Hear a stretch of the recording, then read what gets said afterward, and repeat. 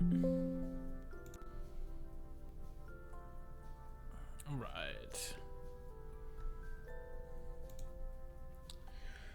Let me send out notifications.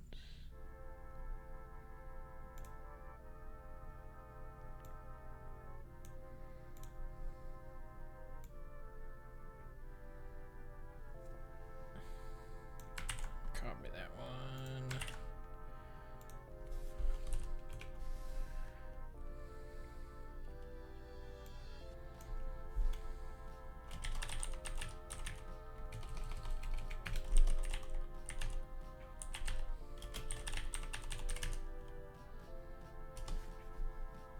Okay. Yo, what's up, Dom? How's it going? Just sending out the notification. When I do the snail game streams, there's like 3 different Discord servers that want me to post when I go live. Which is like cool that they want the notification, but also I'm hot, send help. Oh, actually I did fill up my water. I've got some ice in the freezer. I can mail you. Although it might melt by the time it gets there, so I don't know. Maybe I'll put it in a cooler. I'll send you some ice. I realize that might be misinterpreted because like of political stuff that's going on right now, but I promise I just meant frozen water. Anyway, also, hang on, I'm gonna hit you with a follow because I forgot to do that. I looked at one of your VODs, and I don't speak Spanish, so I didn't really understand some of the things that you were saying, but I really did like your rendition of Zombie. It was pretty cool. We're at 109 degrees Fahrenheit. Twitch, go away. I work as an Amazon delivery driver. Oof. Yeah. Yeah, of course, no problem. Your rendition? Am I wrong? That was the song that you were singing, I'm pretty sure. Hang on. I'm about to pull up the VOD that I was watching earlier.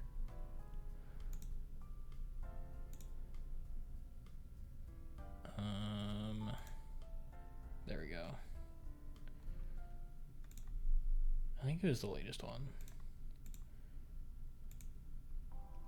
Update list view. Se actualiza todo automático. Mierda, tengo de tus propias. Solid. Maybe I'm wrong. I don't know. I remember in the video that I watched, you were singing Zombie.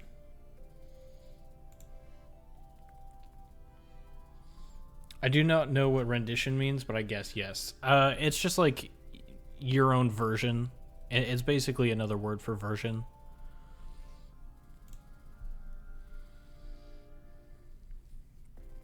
Anyway, I've made some good progress on StoneBot. I did a bit of off-camera mining. Let me move some of my windows around.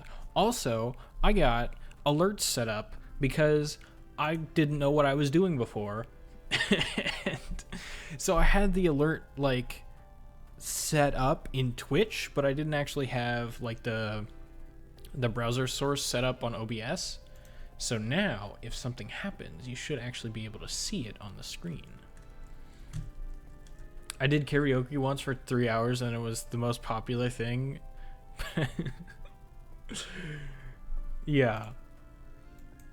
It's the weird stuff, man. Like, a lot of my viewers, you know, used to just be here for the snail streams, but for some reason, you know, you popped in to the software dev streams, and there's somebody else that has become a regular now. But okay, let me switch over to the screen. All right. So let me show you the UI changes that I've done, because those are like not the most important, but the easiest to show. So I swapped the main colors. So the background is now lighter than like the header background, and these cards are also darker than the background. So I did like a little swap, because the background used to be darker than the header, and these cards were also lighter. I don't remember exactly what I did when I left off. I'm pretty sure we had the drop down. But I added the number input for the cooldown seconds. Still need to do stuff with the aliases. And then I added the power button next to each of these commands, so you can turn them on and off. And then the border around the name of the command will also change colors, which I think is pretty cool. So I did change the permission level stuff, and I'll get to that in a second. Because now there's only the subscriber option. There's not tier 1, tier 2, tier 3. And I also inverted the order.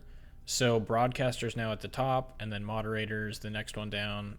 I reordered VIP and subscriber. These used to be swapped, but VIP is now considered more important than a subscriber, or like a higher permission level. Subscriber, viewer. I changed a little bit here. So like, let me move my face.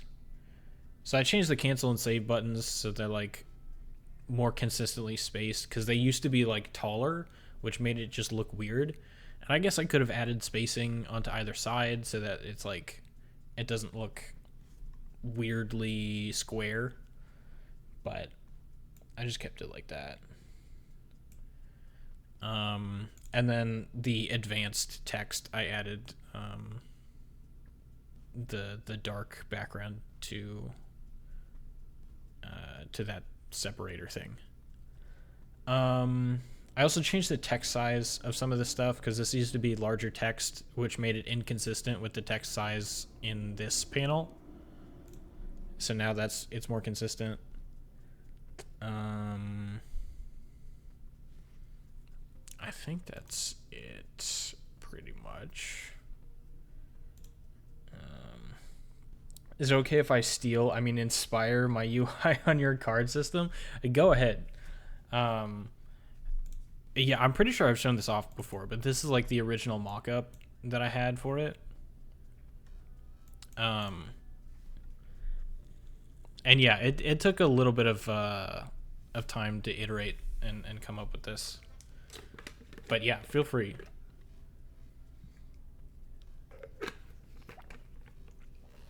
I think it's pretty cool. The search bar is something that I also want to implement, but that's probably not going to be until a while later. But there's room in the header here for it. Okay, so let's talk about this drop down.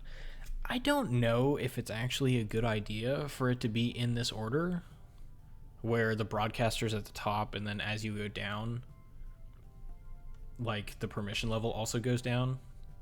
Because before it was inverted, where the broadcaster was at the bottom and then moderator.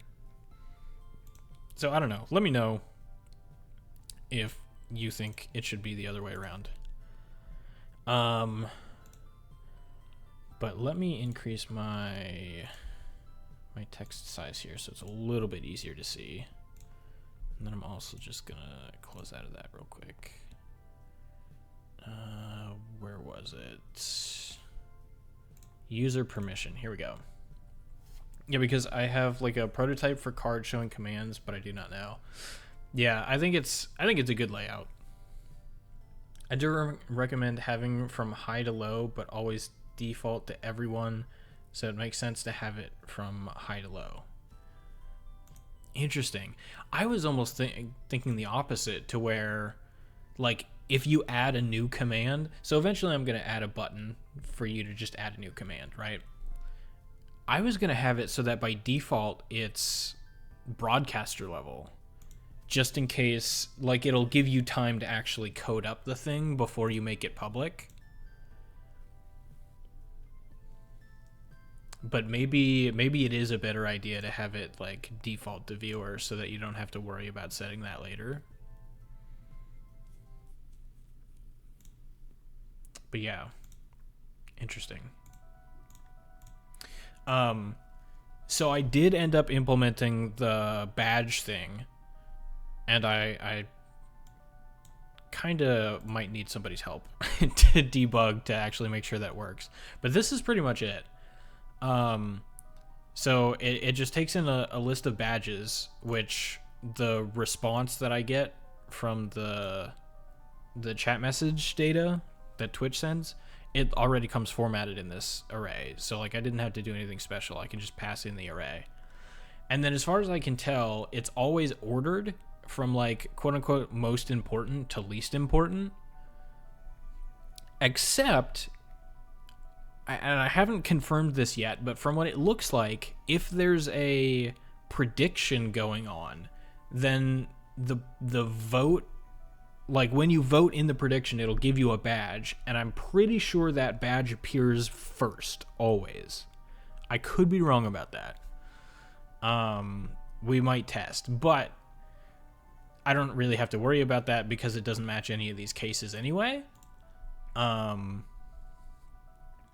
But yeah, so I just, because they're basically ordered in most important to least important, I can just loop through all of them, and whenever I reach something that I recognize, I can return early.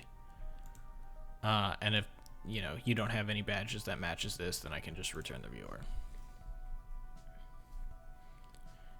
You can default to everyone, but on the creation process, give the option to change it before creating it. Okay. I can help with that. I'll be on break in around 10 to 15 minutes. Okay, cool. It does look like we're getting ads, but if I remember correctly, Dom, you don't get ads, do you? So I can probably continue with the stuff that I was going on. But again, correct me if I'm wrong, but I don't think that it's possible to get the subscription tier just from the badges. As far as I could tell, you could only get like the length of time that somebody has subscribed for, not necessarily the tier. And so that's part of the reason why I decided to not distinguish between subscriber tier. And I could change this because obviously I already had the code before to get the subscriber tier information. So like it wouldn't be too bad to just add that back in, but especially for my use case, like I don't know what commands I'm going to add yet, so I don't really know if I need to distinguish between subscriber tier.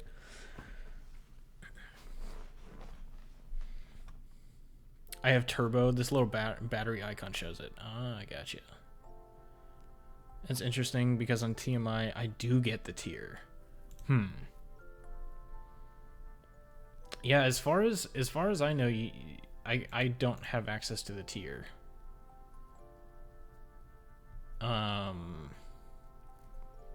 Because like when I compiled all the relevant information, I found out that there was like a subscriber with an ID of 0. There was a subscriber 1, 2, 3, and it was like 0 through 6. And like the descriptions of them sometimes were wrong. But, you know, it was still basically like, okay, if you have the set ID as a subscriber, then you're a subscriber. So, like, if I do want to distinguish between subscriber tiers, it's possible. I just have to make another API call, I think. Funny how in TMI, I get the tier, but not the length.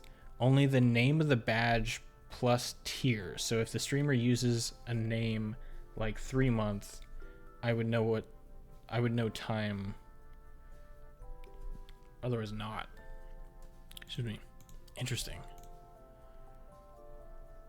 Yeah, because it was like, so the set ID is like the big category, right? Like broadcaster, moderator, subscriber. And there were like the badge ID, badge.id, right? Yeah, just the regular ID. It was like, okay, if it's 0, then you're just a regular subscriber. If it's 1, you're also a regular subscriber. If it's 2, then you've subscribed for 2 months. If it's 3 months. If it's 4, was it 6 months, I think? 5 is 9 months. And then 6... Oops. What just happened? I hit the wrong button. And then ID of 6 was a year. I think was what I was able to figure out. So like, you know, I could put the badge ID inside of another switch, you know, inside of here, and then I'd be able to determine how long you've subscribed for, but like, again, I don't really feel like that's necessary. If it becomes something that either I or, you know, potentially another user wants, then it shouldn't be too difficult to add that. But for now, it's fine. That did cut down on obviously both the response time, because I don't have to make API calls anymore, and memory. So like, actually I closed the tab that I needed. So like if I compile this with all like the why is it just bringing up this? If I compile it with all the optimization stuff, give me release, it reduces the file size. The other major thing, so I'm gonna pop it open right now. So !test runs this Python code. Let me go back. Okay. So basically it just says hello world. It responds to whoever typed the command. And then, you know, it does some basic checking. It sets some data, it logs it, sets some more, or no, it gets some data, logs it, sets the data, logs it again, deletes the data, logs it again, right? So just some really basic test of the whole interface. It's not connected yet. I gotta click the connect button, but this is what it's supposed to do, right? Okay, now it's connected. Second is also disabled right now, but I'll go ahead and enable it. So now you should be able to do it. It's not gonna do anything because the script file is empty, right? It's just got the basic template. But you can type it. I think. I think.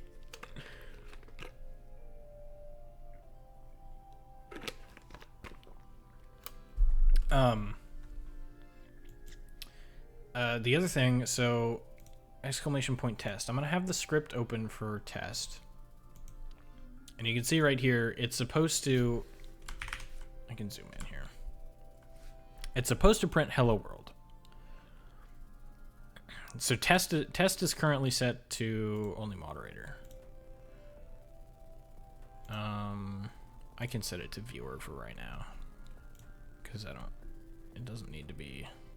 Anyway, I'm gonna have this open. It says that it's supposed to respond with hello world. So if I type !test,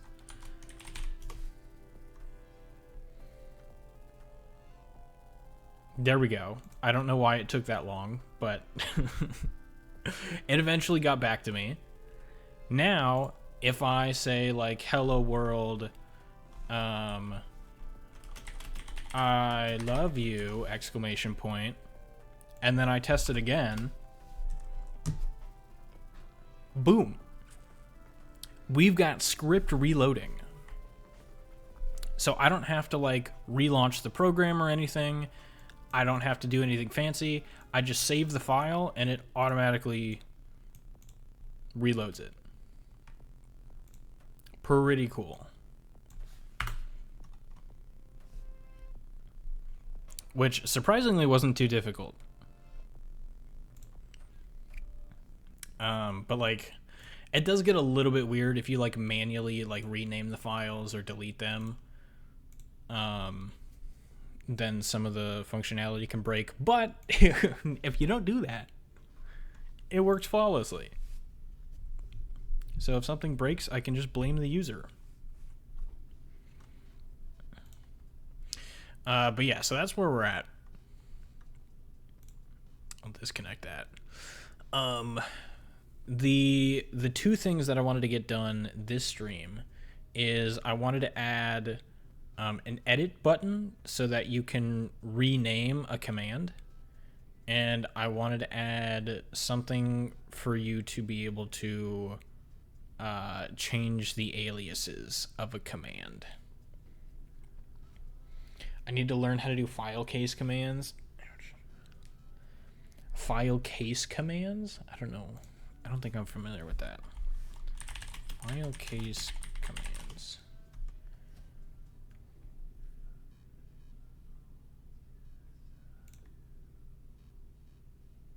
Case cheat sheet?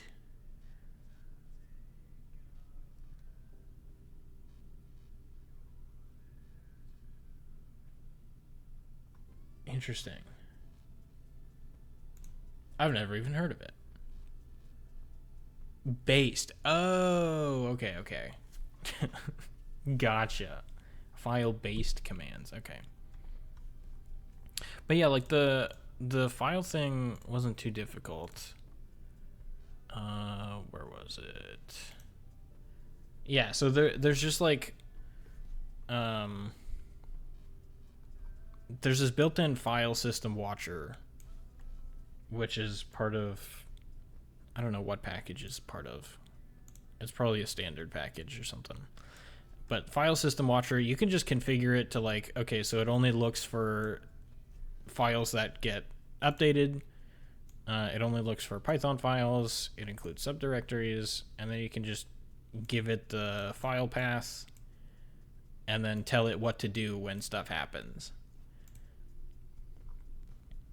And then this just basically says, all right, you're good to go. You can start watching the files now. So if it ever detects a change, then it runs reload script with the file path of the file that got changed. And so right now it just tests to see if the file path of the file that got changed has the command scripts path, because it's like in if I go, it's like local app data, isn't it? Local app data. You're gonna see all my files. Stonebot, here we go. Scripts. So like it watches the scripts folder, and then the command scripts are in this commands subfolder. So that's why I'm checking to see if like the file path of the file that gets changed is this command scripts path. And then I just loop through the commands and see which one of their paths match up with the one that got changed. And whichever one matches, then I, do this, which I should actually return here, because there's no need for me to check every command if it hits the first one, right? I forgot to do that. Anyway, it's like pretty simple to set up.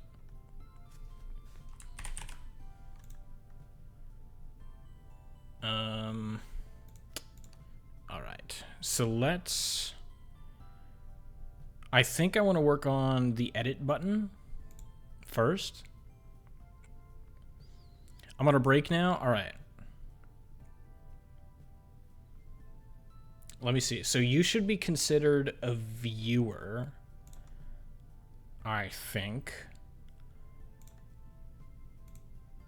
Yeah, so you should be able to do either of these.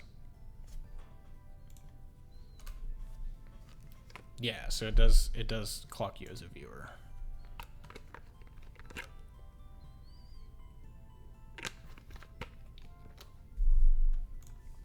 And then that stuff doesn't do anything. But if I were to type into here and be like stonebot.chat,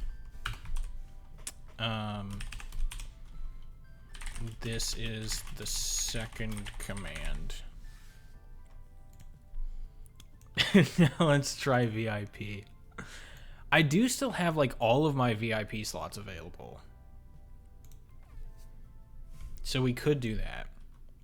But I'm curious. Now try doing exclam second and see if it actually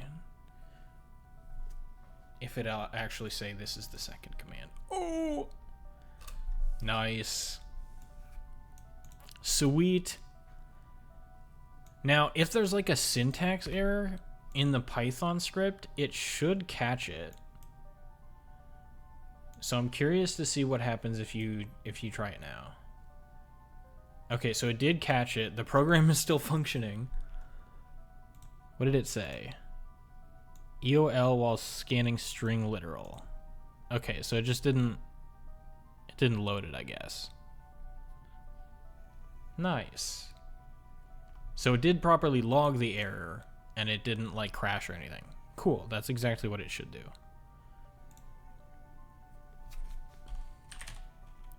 I'll keep this second command. There we go. I do have my IDE set up, or you can argue that VS Code is not an IDE, but whatever. I have it set up so that it automatically saves the file, so I don't have to type in a command or anything, or not a command, a shortcut. Okay. But like I was saying, I think the thing that I want to work on now is having an edit button. So just like a button that you can click and it'll make this, instead of being a label, it'll make it a box that you can enter text into. So let's try doing that. Command card. All right, so I'm in the right place. Name row. I need a name text block. Oh, interesting. Okay.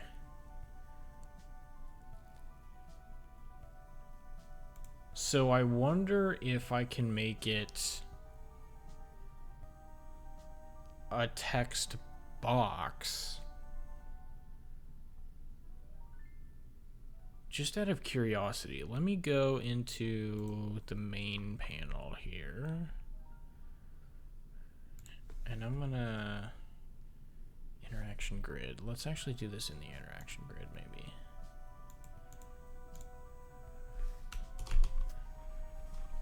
So I'm gonna say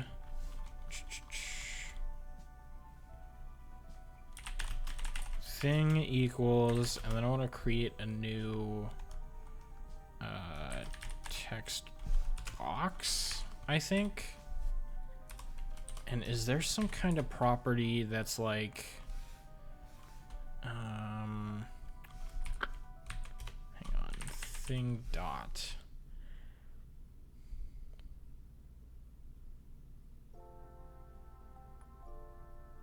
I'm wondering if there's some property that I can set to like make it so that you can and cannot edit the text.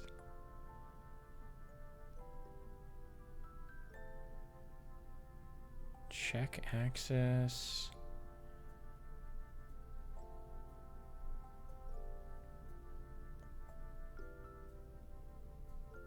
I should probably just check the documentation for this, but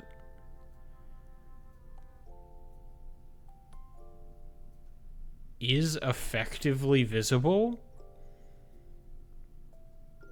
Okay, that's not what I'm looking for, but it's interesting.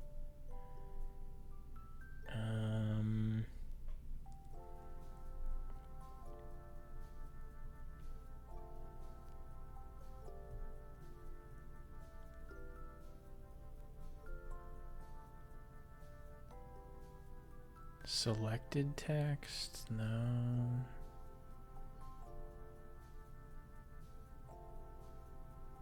Maybe not. I thought there would be. Interesting. Okay. So, like, the thing that I wanted to do is basically replace the label of the command with a text box that you can input text into, which isn't going to be like too terribly difficult.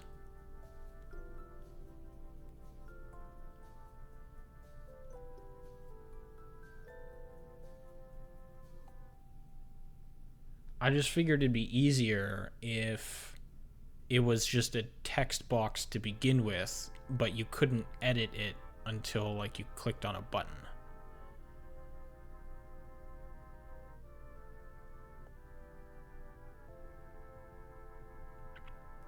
But we can still make it like a swap out UI elements at the click of a button.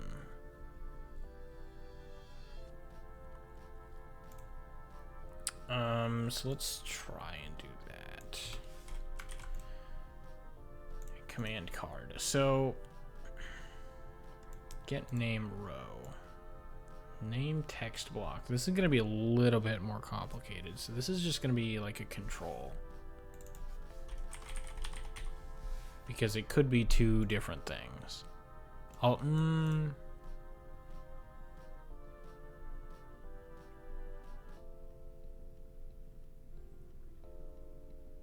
Or do I just hide the name text block?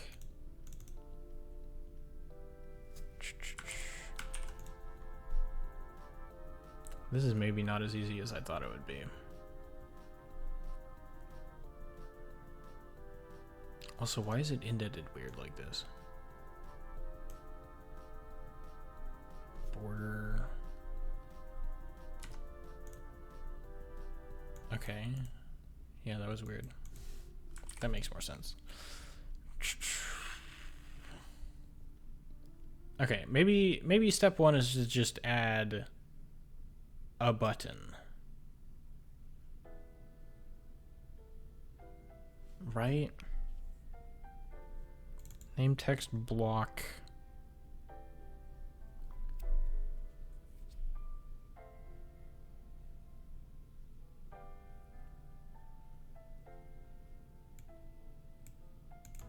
I mean, how would it work if this was text box? Not blocks, box. There we go. And then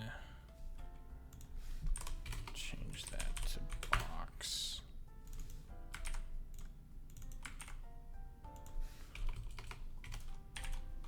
Whoops, box. There we go.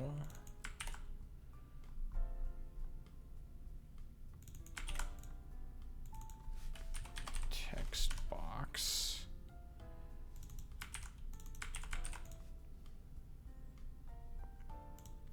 What happens?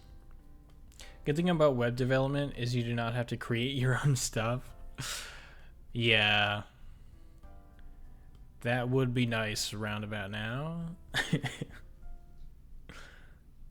Okay, so now you can edit them. It's just that there's this box around it that I don't know that I like.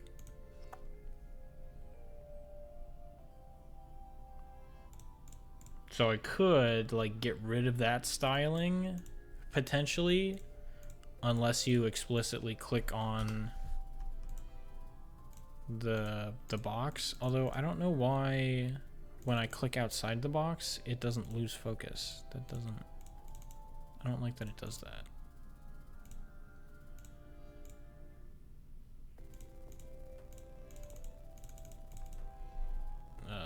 Okay, I don't know why it's doing that.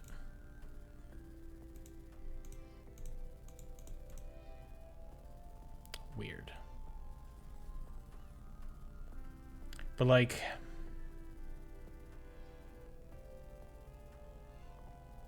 yeah, I still feel like I need some kind of button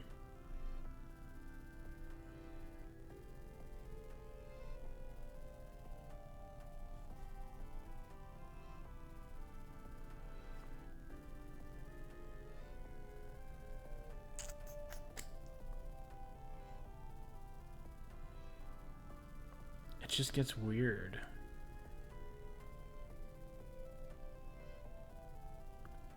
You can make a button or a double click. Yeah, I was thinking about that too. It's just that I don't know that it's super intuitive. For, like, this probably isn't going to have a whole lot of users, but I'm just thinking, like, if a brand new person starts using this, then, like, is it going to be super obvious that you can double click on the thing here to edit it? That makes me feel like I need a button with an icon on it, you know? You never know. That's true. That's true. It could blow up. It could be the new Nightbot. Except it's not nearly as good as Nightbot. But you know.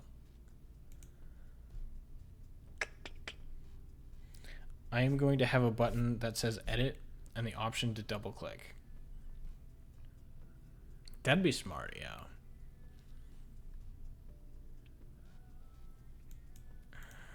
I'm just trying to work out how I want the swapping to work. Yeah, undo everything that I just did. Make it all text block. Okay. Because, like,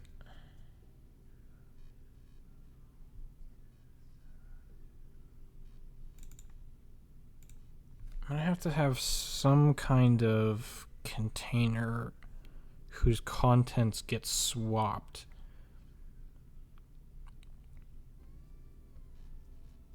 I think.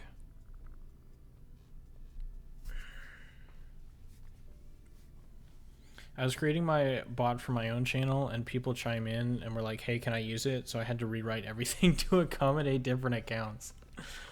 Dang. Yeah, I looked at your website and it looks pretty cool.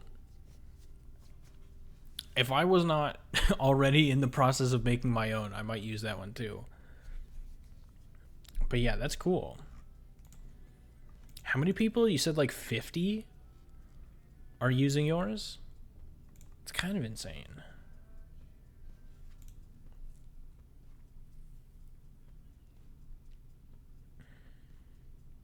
It's like this border has to be here, this grid has to be here. It's like it's this element that has to be like some kind of container.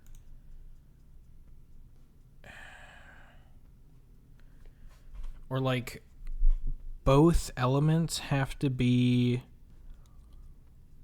exist at the same time. It's just they like swap visibility.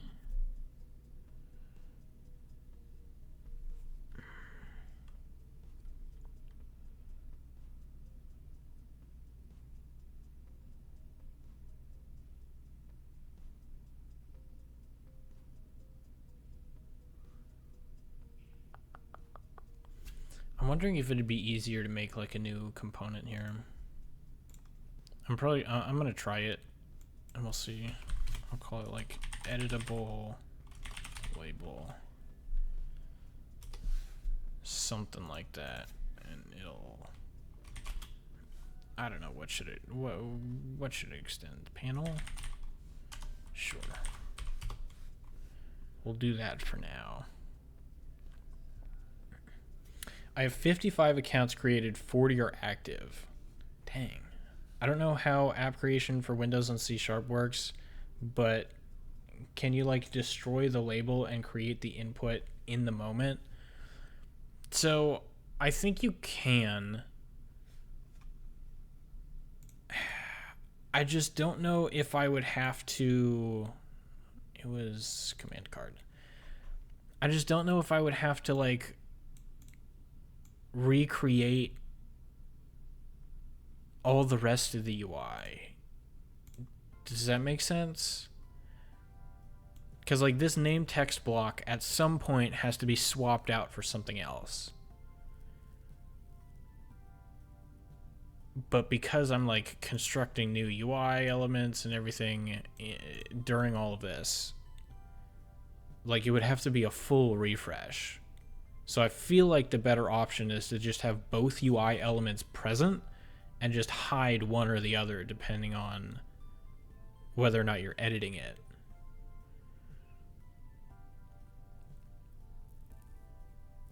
SPA. I can't say that I'm familiar with that either.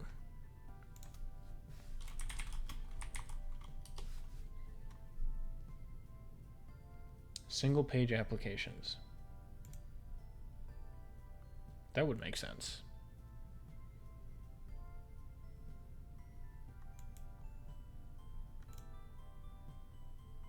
Yeah. Single page application. Gotcha.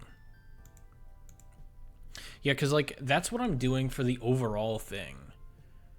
Right? Like, I've got two massive panels. One of them is just the main panel, which is like this. And then if I hit the config button in the top right that my camera is covering, I switch to the config panel.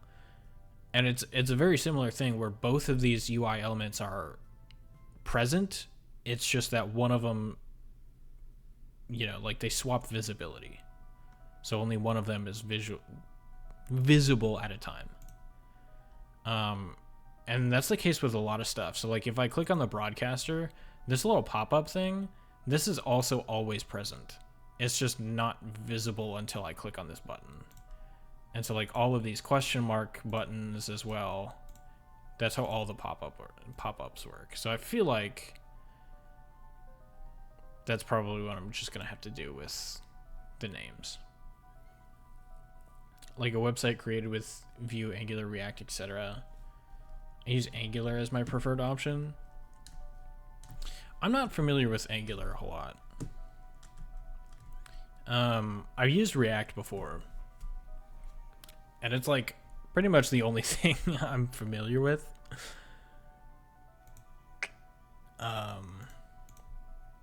But like I am curious to explore other stuff, because I hear a lot of complaints about different frameworks, but obviously because I've only ever used one, it's hard for me to know like what's possible, you know?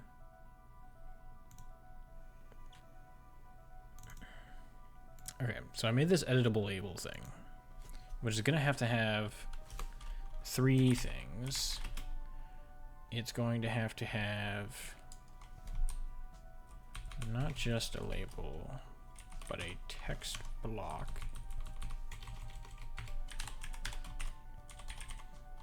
That's not how you spell block. It's gonna have to have a text box. And also,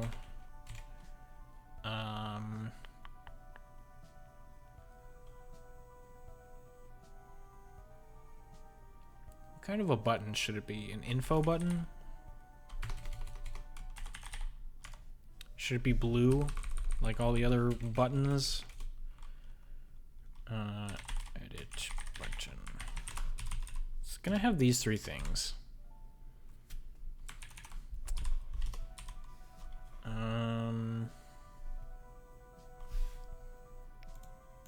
I don't like that it always puts src in there.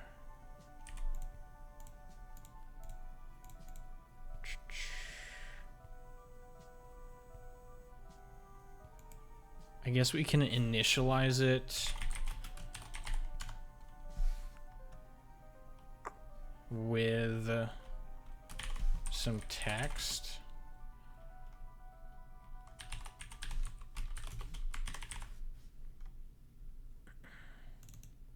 Panel. Should it be a panel? Probably. I don't like React just to hate on it because it's the most popular right now and created by Meta, but Angular also has its quirks. But I've been using it since Angular 5. Now they are in Angular v20, so yeah, it's gotten a lot better now. Gotcha.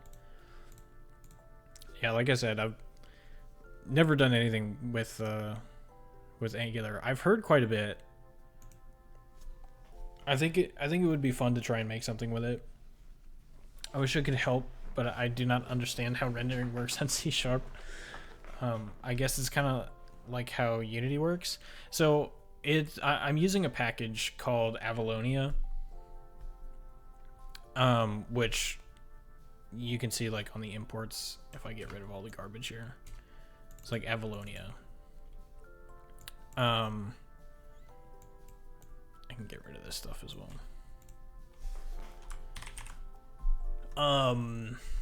This is what renders everything.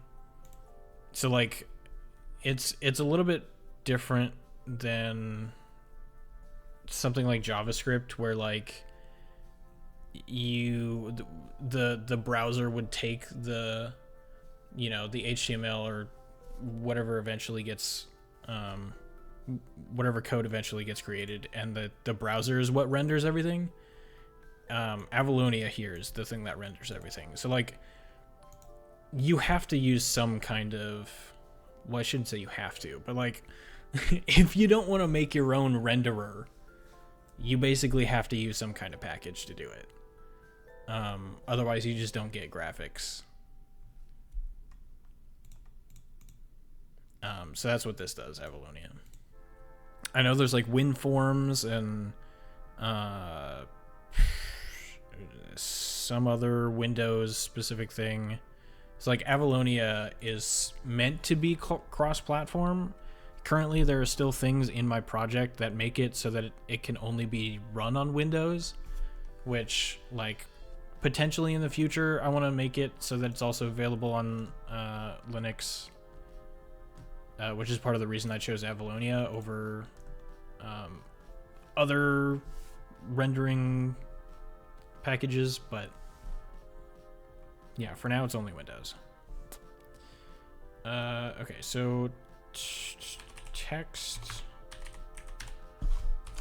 block dot text equals text, and it's not a thing yet, I think. So let's actually say equals new, and then that's almost what I wanted. I don't know why you decided to autocomplete like that, but okay.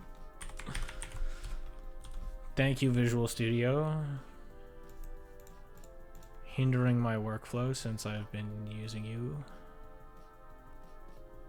Oh, it's just getting mad at me because it wants to make it a one-liner.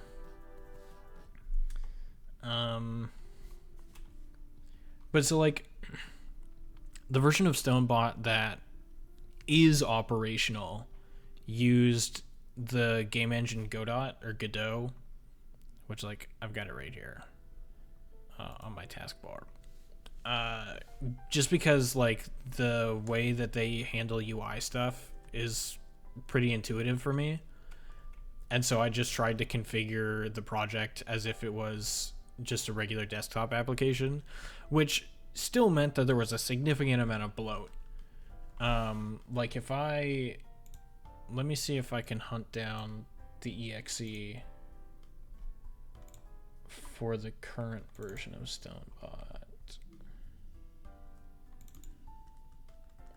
Yeah, so like the working version of StoneBot is 176 kilobytes just for the exe, and then the version that I'm working on right now is 86 kilobytes, or 86,000 kilobytes, sorry. So 176,000 versus 86,000. Right, so basically cut in half. And the one that I'm working on right now currently has more features in it, so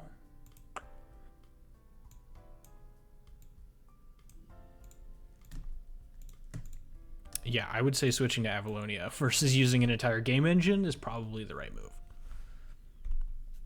Okay, what was I doing? I have to initialize text box. Make it lowercase like I typed. Edit button equals new. You know what? I can actually just put the new over here. Like, I'm gonna need all three of these anyway, so might as well. Whoops. I mean, it's gonna get a little bit tricky though.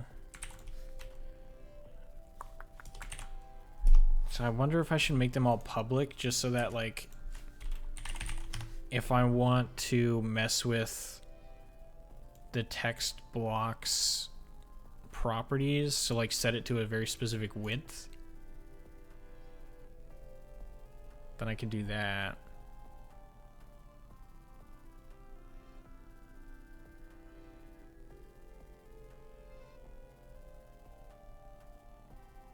Yeah, I mean, it's not ideal to do it this way, but I feel like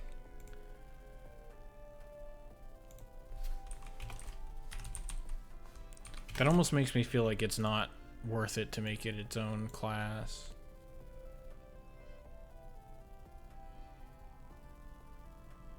Because that's the other thing, is that I don't know that I'm going to be using it outside of the command card class.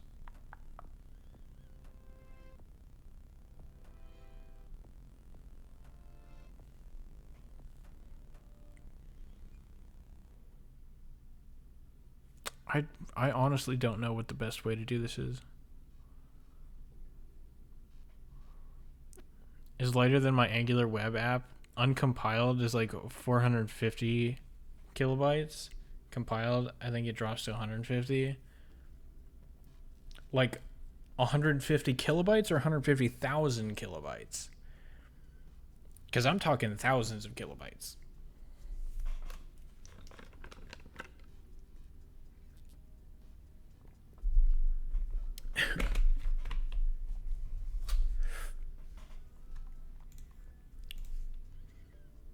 I assume we're both talking thousands of kilobytes, but I just wanted to make sure. Because, like, kilobytes, not thousands. Oh, okay. So, yeah, then your projects are, like, way smaller than mine.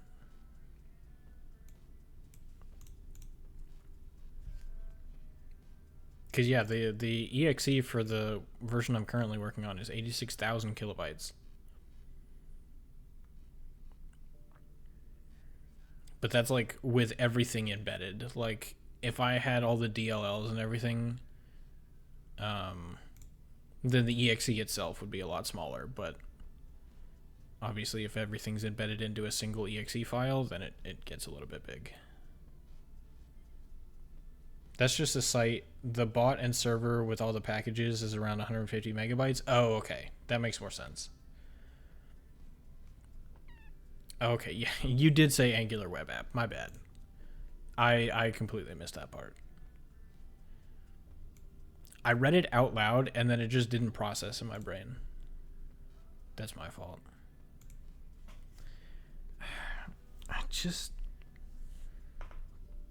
I'm trying to figure out whether or not it needs state. Like, I don't feel like it needs state because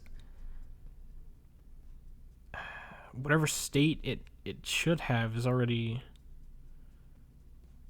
utilized by the isVisible property.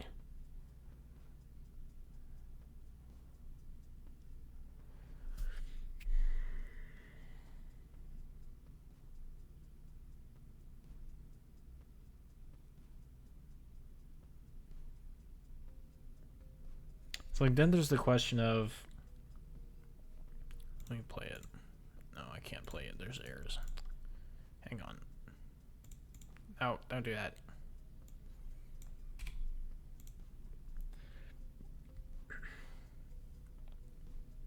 So the idea is that just to the right of the name of the command, I put a button to make it editable. And when I click on that button, this UI element that displays the text should switch from a text block to a text box. And then I don't know if the edit button should at that point disappear or if it should switch to like a save button or like an enter button or like a submit button, you know, that kind of a thing. Or if I should just, you know, whenever the user hits the enter button on their keyboard. So like that's one thing that I got to figure out. Do I want the edit button to disappear or to switch into a different button when you're in like edit mode?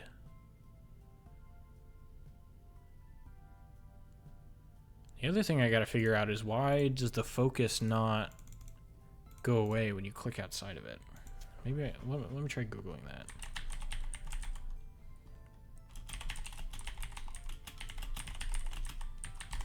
And we'll see what happens. 25,000 lines of code for a bot that cannot moderate chat without bugs. I hate it here. I feel that.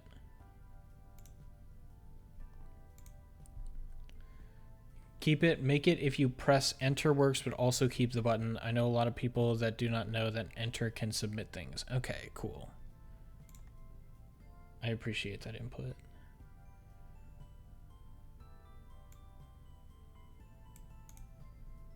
Make sure window has focusable equals true or another parent panel that you can focus. Background should also be non-null.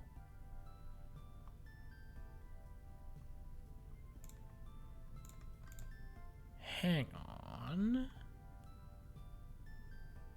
So if I make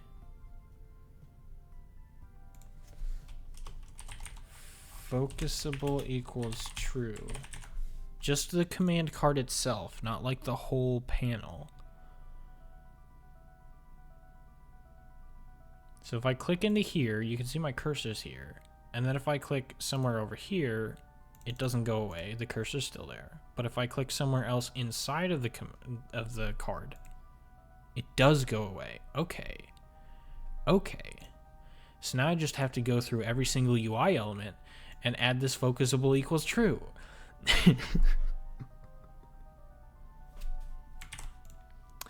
Okay. Easy peasy.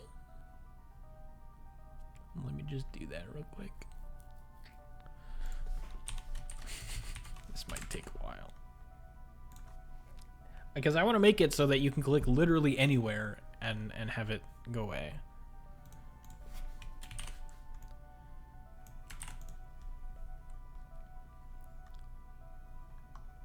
But now I'm gonna have to corner radius. I'm gonna put it at the very top of everything. And then yeah, that's fine. Text block.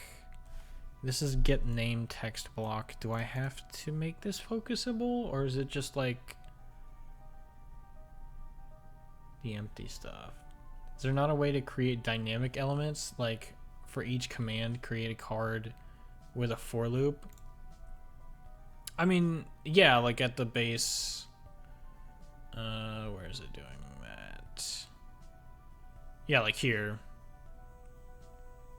After I read in the file that has all the command information, then I loop through it all and create these new UI elements. But like, I need all of them to have the focusable equals true. Like I need every element and sub element to have focusable equals true, which is what I just experimented with, right? Because like currently the card itself has focusable equals true, which means like if I have my cursor here and I click on any of the cards, then I lose focus, which is what I want to happen. But because the cards themselves are the only thing that has that focusable equals true, if I click literally anywhere else, it does not go away. So I have to add that focusable equals true to all the other elements.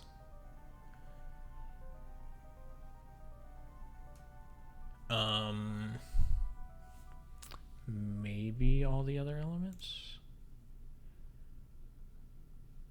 Actually, I might be able to get specific with it. So let me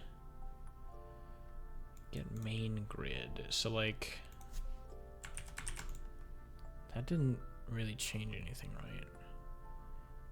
Because like, okay, the whole command card is focusable. I'm curious, so if I make it not focusable, but I make the entire body interaction grid.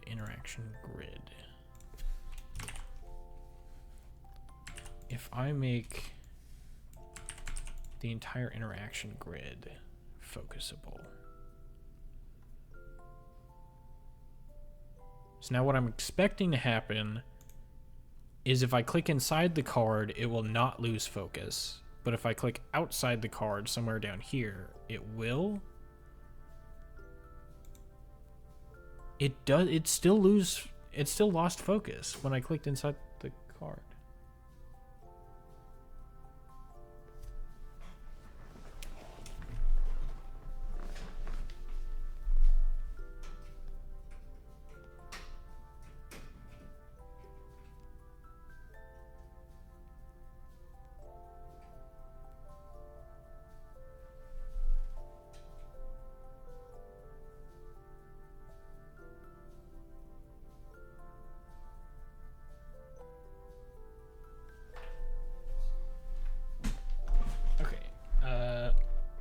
Sorry, give me a second.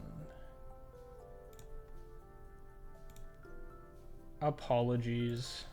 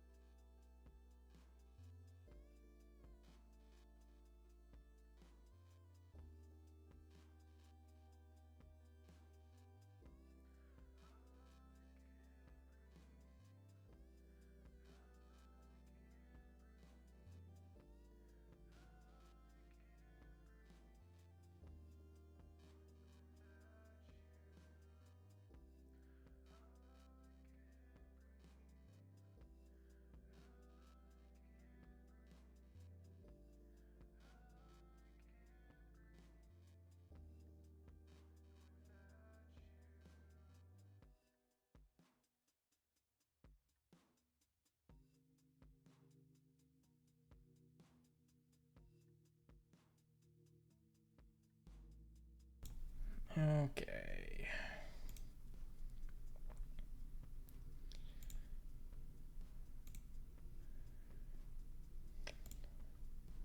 Give me just a second.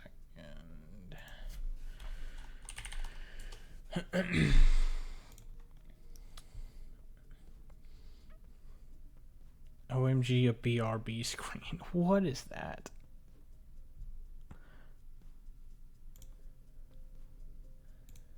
Okay.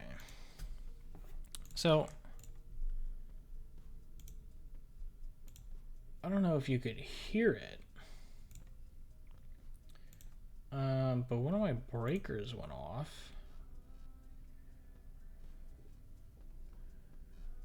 And I was trying to figure out what happened. And it seems like...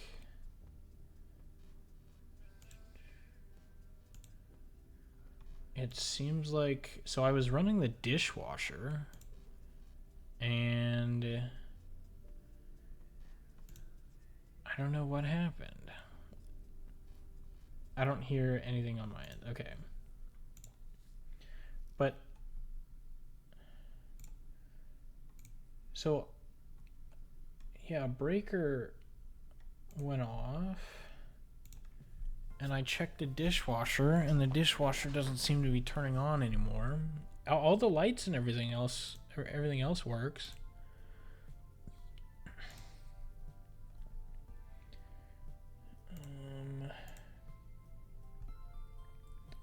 And then I tried flipping it, and then my smoke detector started chirping at me. So I'm just gonna message my apartment place here real quick. I apologize. I did not expect this to happen in the middle of the stream.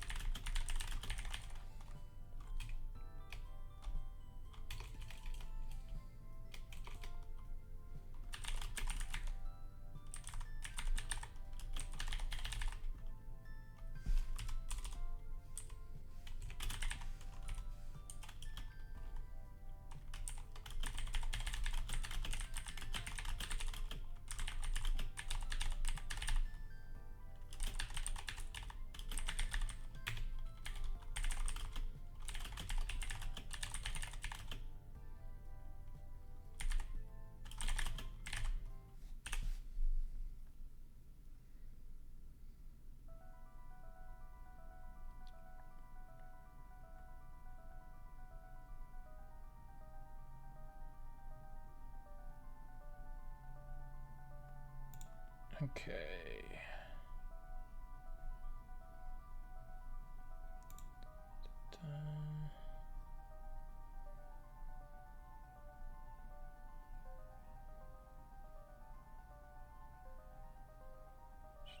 Okay. Okay. I should be okay for now. I just need to... There just needs to not be a fire. And then I'll be fine. Because I just... I removed my smoke detector for now. Because it was making noise. And it's like it's not battery powered or anything. So it's just... It's something going on with the electric. And I don't know what. But I'll get it figured out. Anyway.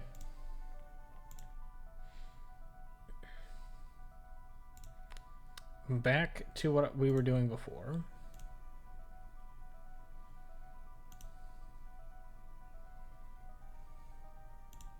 Search over here. All right. Right. So I just figured out that if I click outside, it doesn't work. But the interaction grid should be focusable equals true. But it's only... Does it work if I click in between? No. I'm confused now. Because the interaction grid should be focusable, but the command cards should not be focusable.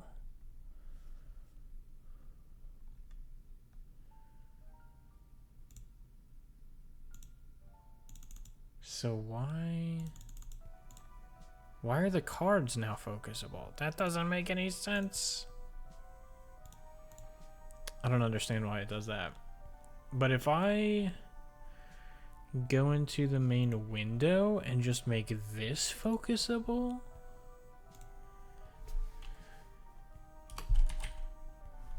focusable is true. And then in interaction grid, I'll remove that. Now is everything focusable? Is that all I had to do?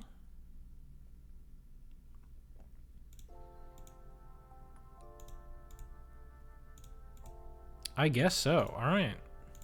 That is exactly what I wanted to happen. Okay. That was a lot easier than I thought it would be. Okay. Command card. But yeah, like my AC is fine. All the lights and everything are good. All the ceiling fans are fine. It was just like the dishwasher caused something to happen. No idea what. It was weird. Wonders of coding. Yeah, you know, sometimes you run into bugs that take you weeks to fix, and sometimes you just have to write a single line of code, and then it works magically. What was I doing? Right, I was trying to figure out how to do this. So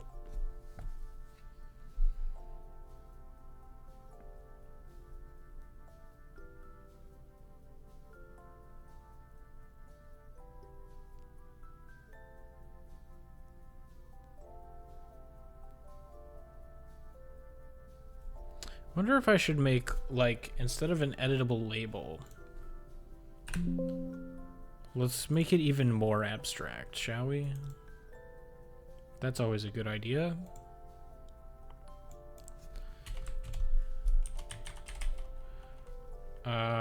Swappable. And you're just gonna extend nothing, actually. You're not going to extend a single thing. You're just going to have two controls. Private control. Control 1 and control 2. Perfect names.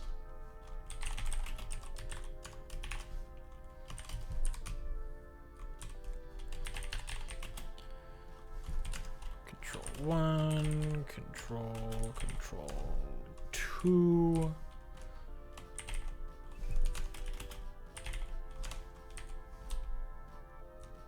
I'll say this dot because they're named the same thing. Okay. Don't put this in source. No, I didn't mean to hit that button. Stop. Okay, so we've got two controls. Control 2, I want to say this dot control 2 dot visible is false, and then I can just have a function that's like swap, and literally all it does is say control 1 dot is visible equals not control 1 dot is visible, and then same thing with control 2. And then I guess to be explicit about it, I can just say control 1 is definitely visible. Okay.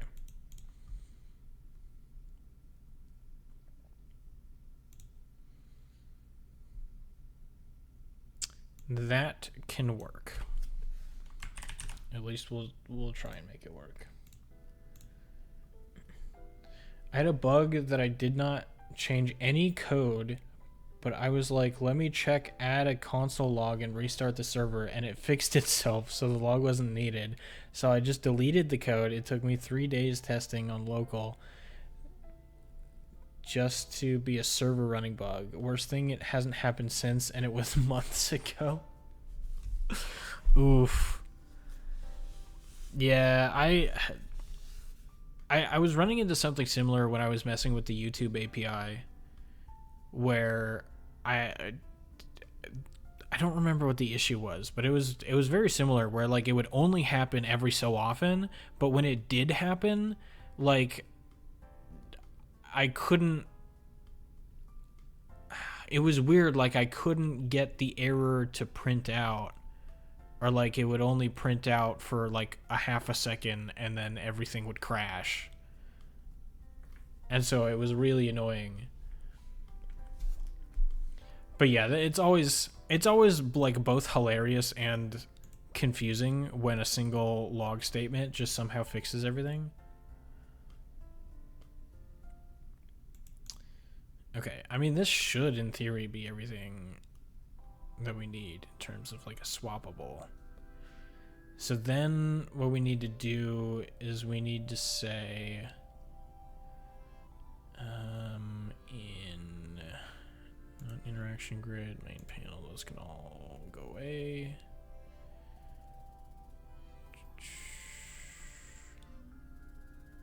Command manager. I'm getting myself confused. I can close everything that's not immediately necessary. Okay. Command card, there we go. So now instead of name text block being a text block, we can make it a swappable.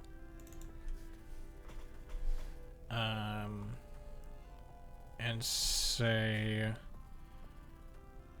just name text, or like, I don't know, swappable name text, maybe something like that. Why is that an issue? Oh, because it has to extend control. Right, yeah. I think in my bot, I have a log that I cannot delete or it would not recognize and run that block of code. At this point, I don't know which one it is because I have multiple just in case of error cases, but yeah. That's fun. That sounds like a good time.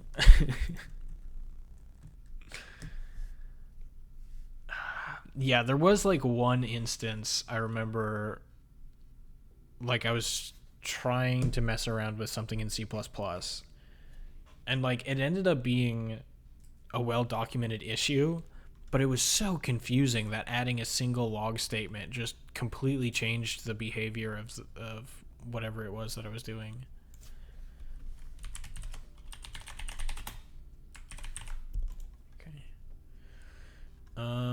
All right, so command card. I always get lost. Okay, so swappable name text. So let's say enable toggle button.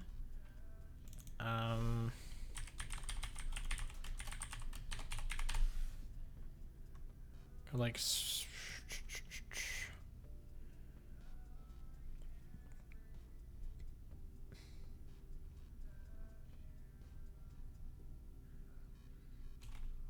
maybe I should just call it swappable name.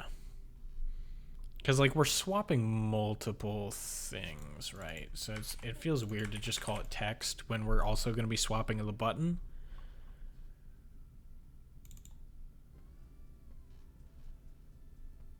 Name text block.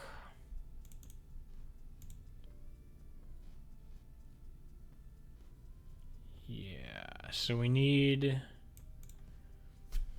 get name row, swappable. So let's say main grid, say private static swappable get swappable name.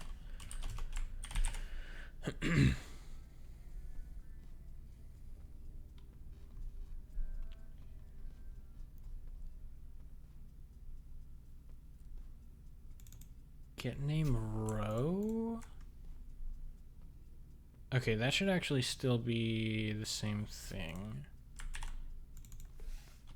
Name row. So like that should still be it, but this should be get swappable name.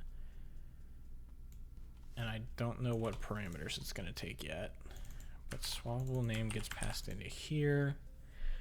Okay.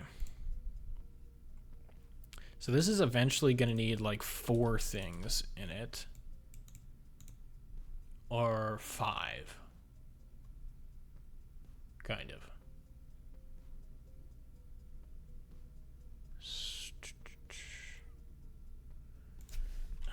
Let's do this, because the enable toggle button isn't needed to do all the swappable shenanigans.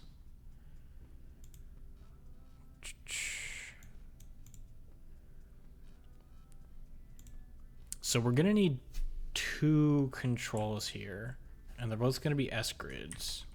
So let's go to the function definition here as S-grid.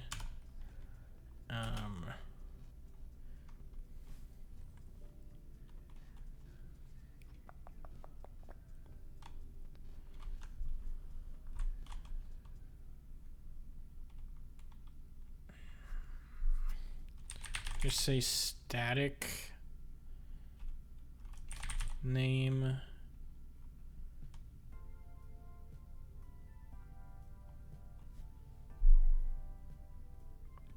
this really is the hardest part of programming, is coming up with names for this stuff.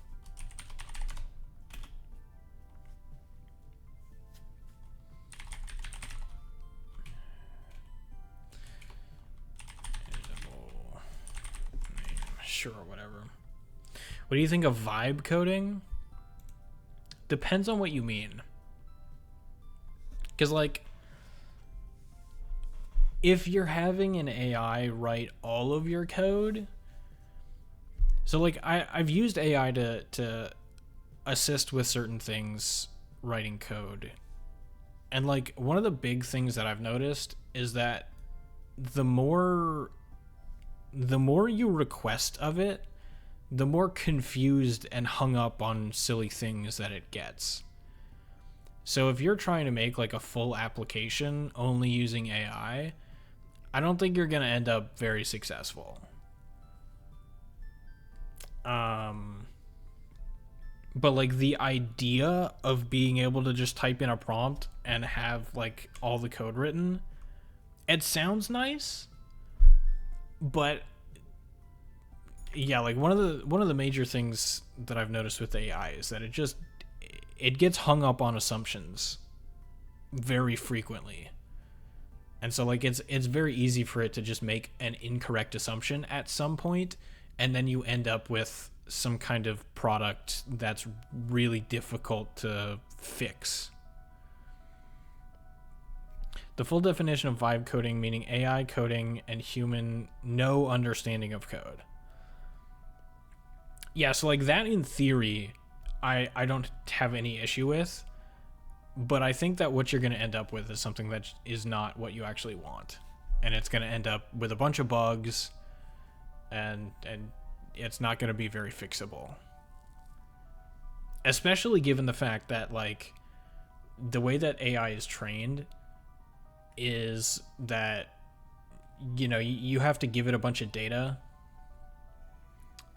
and the vast majority of that data is going to come from beginner level projects, you know, like a to-do app or that kind of a thing, right? Like a tic-tac-toe console game or a snake game or something like that, you know, because there's way more of those projects out there than there are projects that have actual good code in them. And so you're going to end up with an AI that is really good at making beginner level projects. But given that there's just a severe lack of good code to train off of, I don't feel like you're super likely to get, you know, very high quality code. Obviously it's possible. And again, I think at some point it'll be the case where you can just type in a prompt and AI will write all the code for you, but I don't think we're that close to achieving that. What do you think of like Copilot and agentic code then? So I haven't messed around with that kind of stuff a whole lot myself. From what I understand, Copilot is mostly just like autocomplete on steroids. Which I feel like if you configure it and if you use it correctly, then it could be a massive help. Because like really the only times that I find myself going to AI for any kind of coding help is if like I'm running into a niche issue and trying to Google it isn't getting me anywhere, or like I don't know how to Google it, and it would be way easier to just type in the full, you know, here's my entire situation. I'll type in a couple paragraphs into an AI, and then it'll put me on the right track, and then I can go off and I can Google specific things off of that. But like in terms of having an AI generate code, again, if it's doing anything more than being autocomplete, then I feel like it's highly likely that it'll make mistakes, and you're gonna have to know how to code in order to debug it, or like ensure that the code is actually what you want it to do. But yeah, I don't have a whole lot of experience using Copilot or agentic code.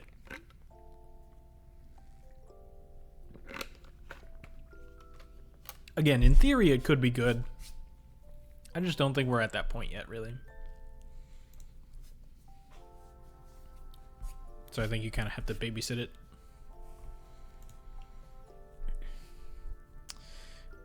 Okay, so let's return a new thing here. Why would you autocomplete like that? Speaking of autocomplete.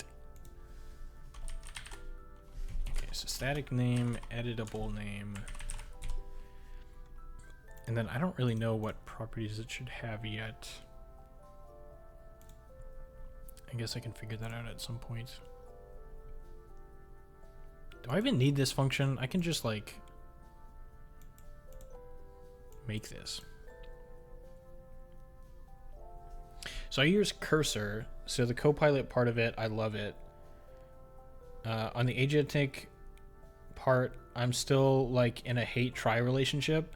I feel like it is cheating, but hey, I asked once to add a new data parameter to my DB for checking bot status on a specific channel to separate the global one I created, and it modified around like 700 lines of code in a lot of files, and I manually reviewed it all, and it did an amazing job, and until this day it had no errors, and that was 6 months ago.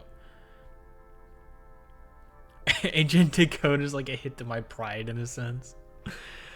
Yeah, I will say, like, when you ask a very particular request and you just get like the exact answer you were looking for, it's such a weird feeling.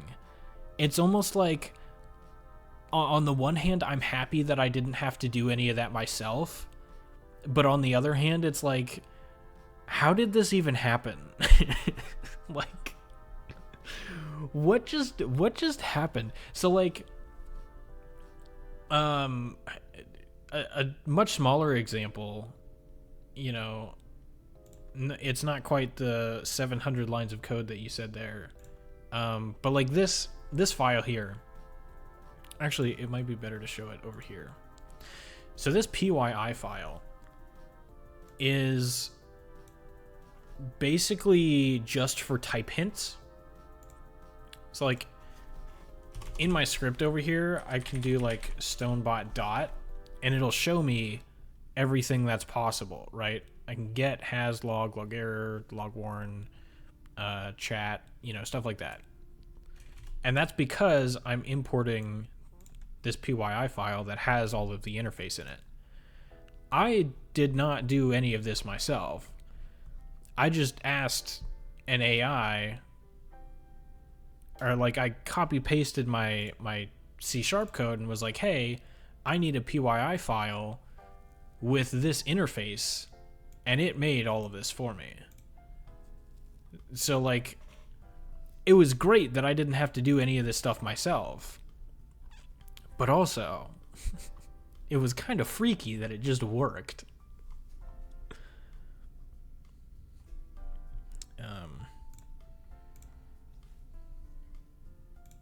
So yeah, it's weird.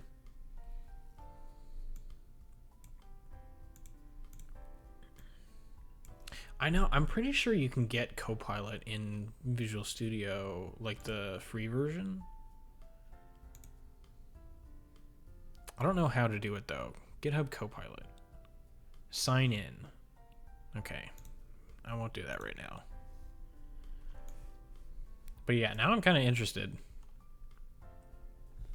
Because that's usually been my experience with AI, is that just like I have a very particular request, and then I just, you know, open a browser tab or something and ask it to do it. Get swappable names. So like,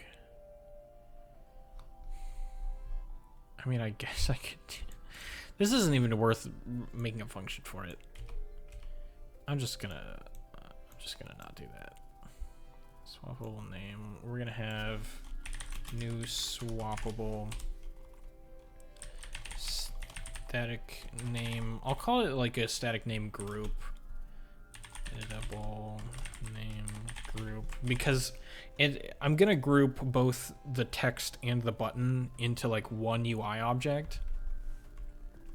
We have the same feeling then. GitHub Copilot can be in VS and VS Code. I have not configured it for either. Oh yeah, look, there it is. Open chat. Editor inline chat, quick chat. Interesting. I mean, I don't need it for, you know, writing scripts like this, but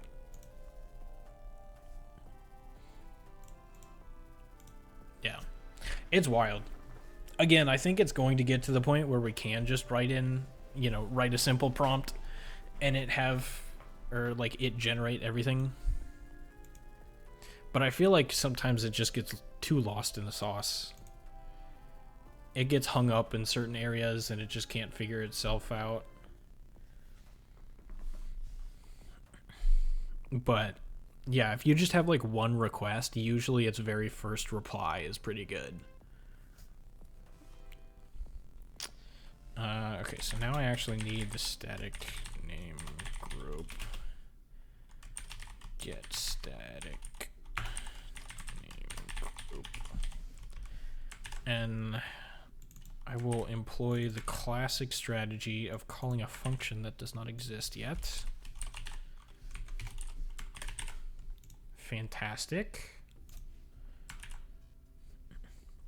I'm getting used to using agents, but mostly I'm just using it for design. But for logic, I still do not trust it without fully reviewing. But the autocomplete and steroids, I love that. Yeah, I could imagine. Because, like, sometimes it is a little bit annoying that the autocomplete, that's just, like, you know, default. It is a little bit annoying that it doesn't work. So, like, A, fixing that, and B, you know, potentially auto-completing entire functions just based off on the name of the function, that would also be pretty cool. Although, you know, obviously you'd have to review it just to make sure it didn't make up any information.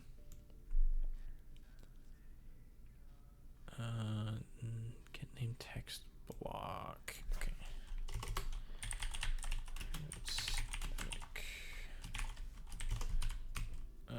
and this is just gonna be an S grid. Yeah.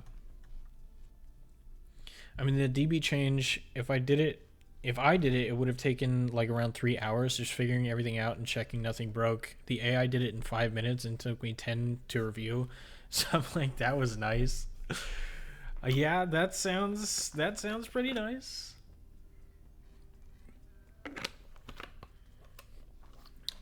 Yeah, especially stuff like that where it's like, I don't know, it's like a simple task to describe, but actually doing it would take a long time. I feel like that's where AI thrives right now. Is that, you know, if you just need, you know, something to generate some JSON for you, AI can handle that, you know? Like, I don't want to have to write. Another example is like this HTML here. So like this is what shows when you authorize. So I don't remember if I had any errors, but okay, I did. Okay, anyway, so like when you click the authorize button, it'll open up a browser tab so that you can like log into your Twitch account and you can authorize StoneBot.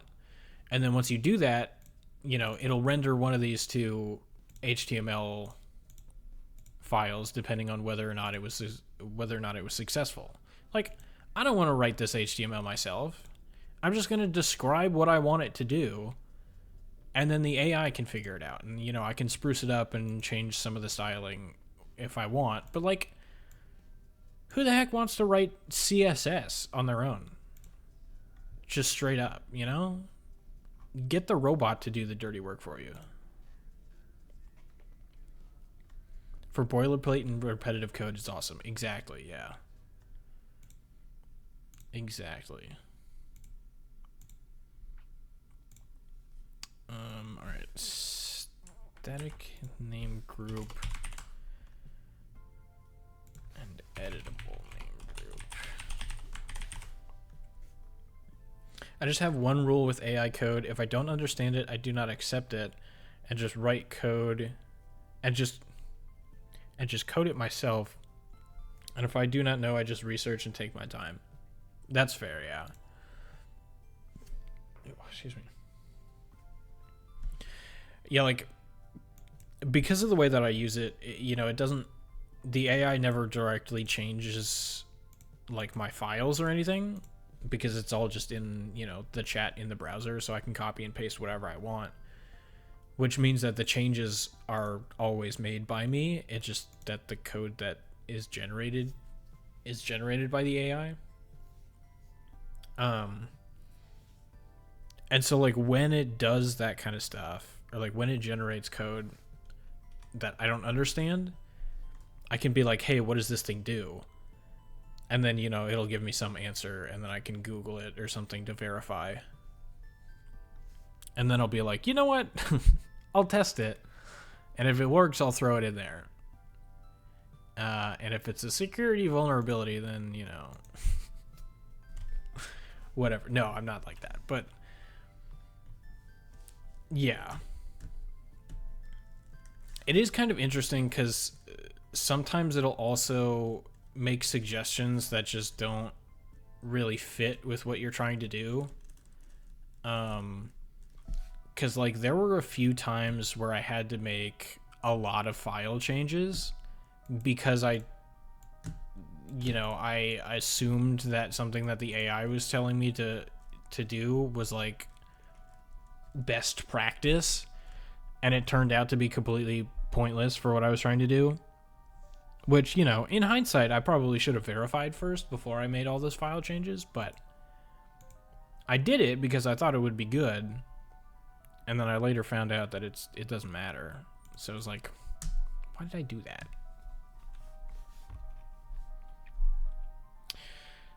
What am I doing here? Okay, I need static name group. I need an S text block, and I need We'll make it an info button. Edit button. And then in this guy, I need a text box. And a success button. Which I will refer to as a submit button.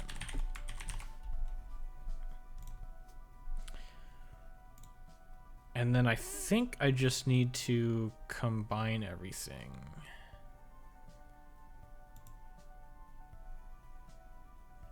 Right. I just need a new grid here. Actually, let's not give it styling at first. But this formatting is going to be weird. Okay, so I basically need 3 arrays. Oops. It's going to format it like it's all kinds of weird. Okay.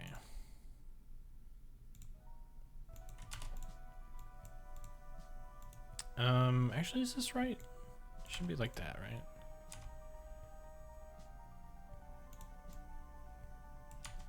Am I insane? I think so.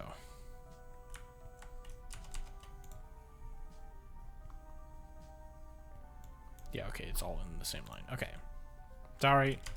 I was confusing myself about my stylistic choices. Okay. So how many rows do we need? We need a single row. So let's go grid length dot auto, and we need 2 columns. So we'll put those there. Stop. Do one of these need to take up a bunch of space? No, they both need to be auto. Okay. And then I can just say text block and edit button. Okay. And it's gonna want me to use a one-liner. Okay. That's another way of doing it. I just do it. I just do like it have access to all my files for context in the editor, so that way it knows. And the inline diffs for Git are good because I can see the changes on that specific file and follow through the logic before accepting instead of reading the new code prompted in chat and comparing to my actual file. That's completely fair, yeah. That is one of the frustrations that I found with the way that I do it, is that it just doesn't have enough context. So like it doesn't really understand what I'm trying to do, and sometimes I am not good about giving it enough details. So yeah, that absolutely solves some of the problems that I run into by not having it look at my files.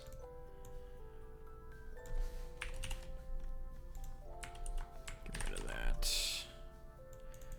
And then this is going to be basically the same thing.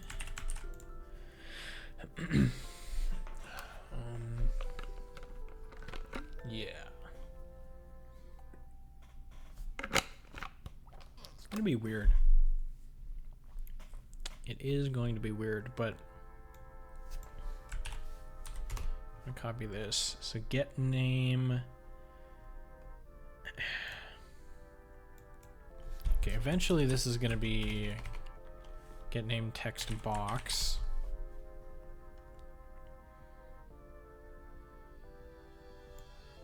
And then it's going to do some stuff. I don't know. We'll put a Toto in there.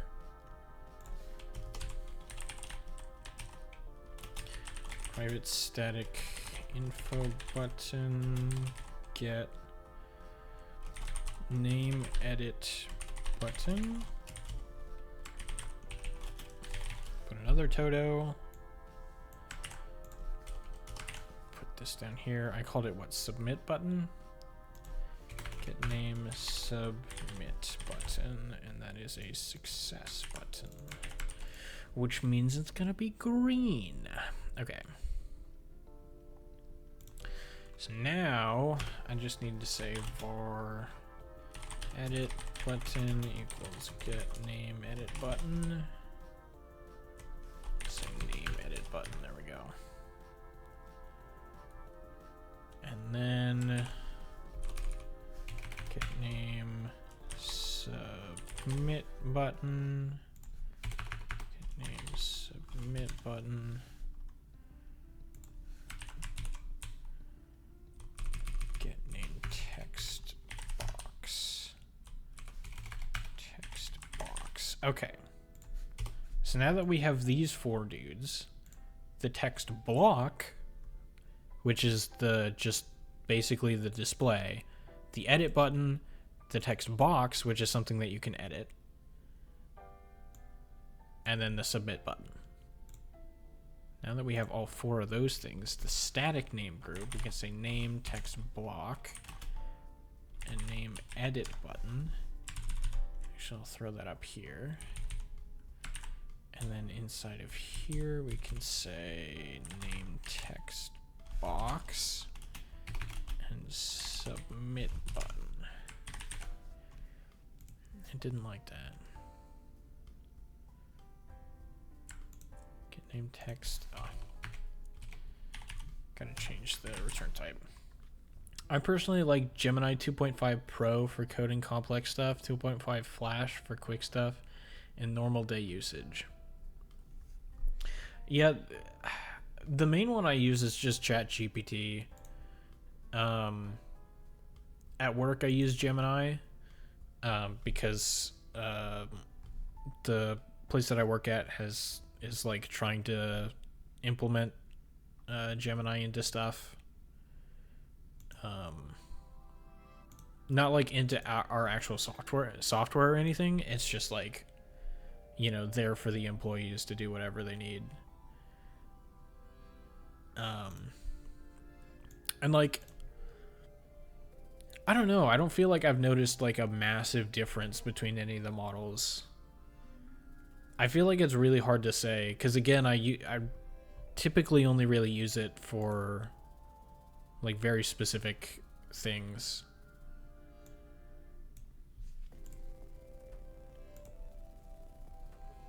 But like, I've definitely gotten frustrated with both Gemini and GPT. Because I feel like it's because of the same reasons where they make some kind of assumption about what you're trying to do, and no matter how hard I try and push back on it and be like, no, that's not what I want, they just don't get it. And so usually what ends up happening is like starting in brand new chat and trying to re-describe my problem, you know, maybe with some additional information. That typically helps. But for whatever reason, they just like, they get caught up on some kind of assumption and then it just, they don't understand. Okay, so I'm gonna move this in between these guys. For no other reason besides that's how it's ordered up top. Okay. So the name text block, that's perfectly fine.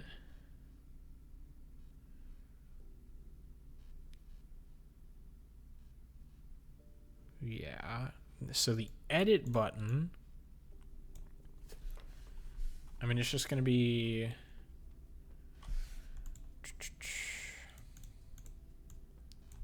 Yeah, let's say name edit button equals a new info button.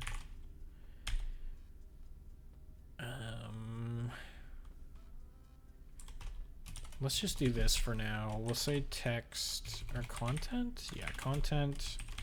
And then I'll set it equal to the string edit. I'm gonna want to change this to like a pencil symbol or something, some kind of icon. Edit button dot click. And then what do I want it to do when it clicks? I'm gonna need access to the swappable which means I can't actually like have the click thing do anything yet. So for now, I'm going to do this. And then up here, I just want to note that after I make the swappable, to do update button. Yo! What's up, Glitch? Clicks. How's it going? Look, I got the alerts to work. The alerts work.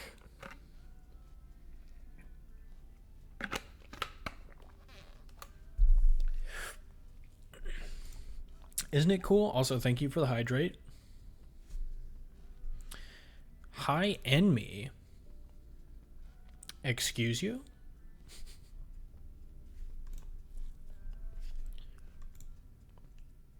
Who is this enemy you talk about?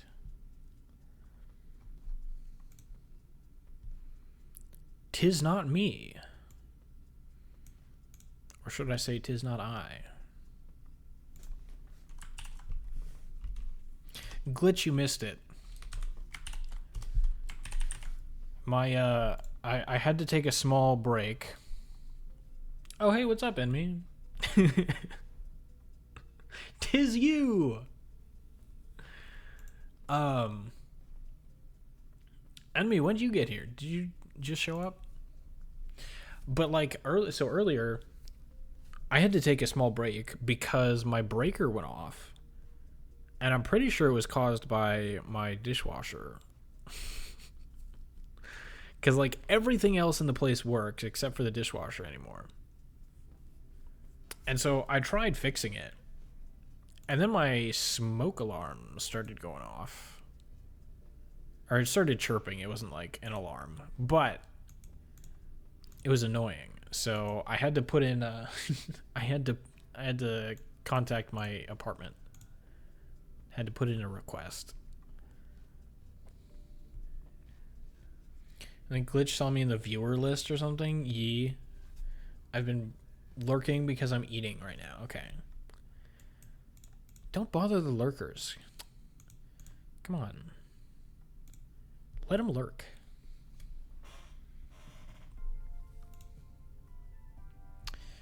Okay, so yeah, edit button, that's fine. Text box. I think I want to do something very similar to what's here. This whole display name thing is like...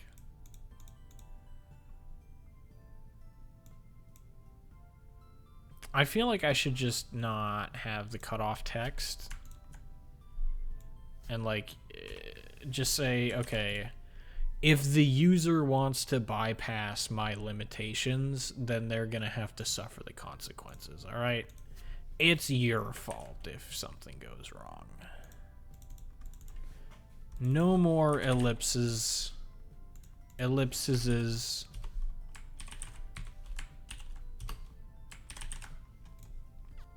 Okay. And the reason I'm doing that is because it's going to make it way easier to do this. Shortcuts.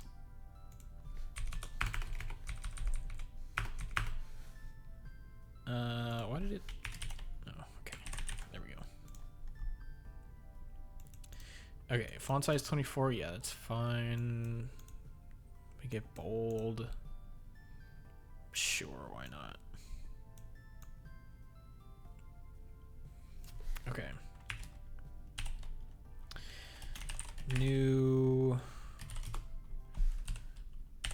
And then I'll just say content equals submit for now. Okay. I don't think this is going to throw any errors. Let's see what happens.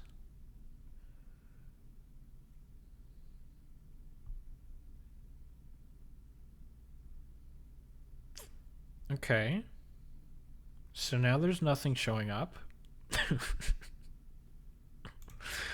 That's definitely one outcome.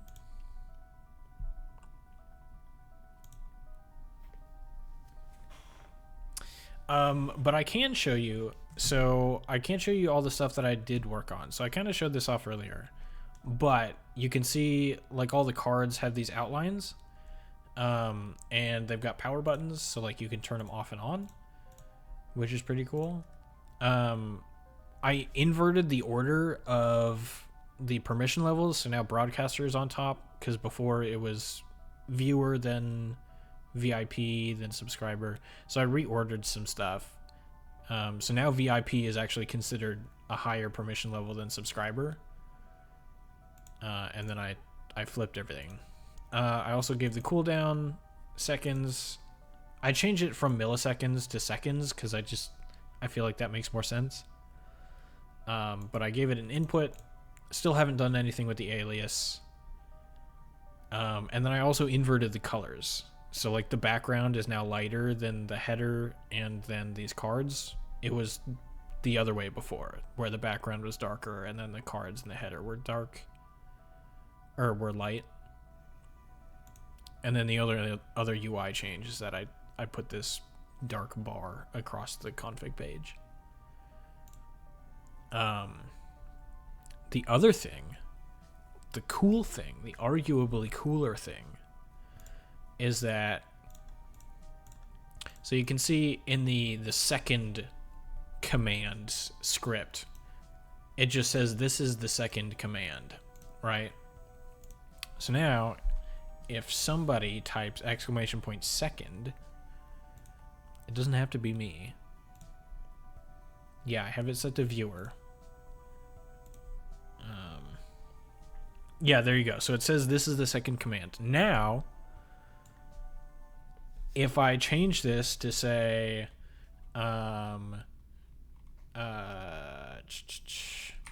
hello world, how are you? Do it again. Go ahead.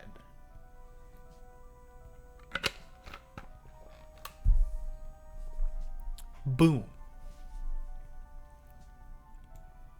It automatically reloads the script as soon as I save. And I have VS Code set up to automatically save, which means all I have to do is type in a new thing. It's pretty cool, right? And it was like super easy to set up. Like the code for it is a lot easier than I would have expected. But yeah, that's cool. The other thing about like the permission levels is that I changed it to be based on your badges. That way I'm not making a bunch of API calls unnecessarily. And that actually turned out to be pretty simple as well. So now, what we're trying to do, so there used to be the name of the command, like, you know, on the left side of the header of the command card. So what I'm trying to do is add a button that you can click, and it'll switch it from being like static text to being an editable box. So you can change the name of the command. Excuse me.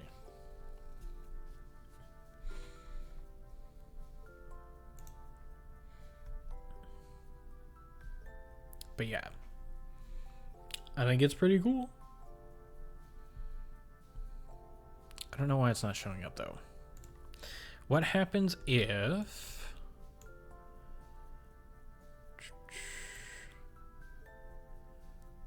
swappable? What happens if I say background?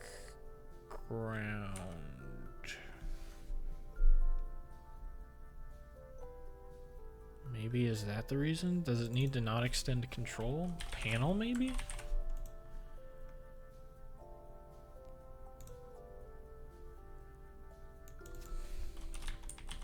Background, say main theme, danger brush.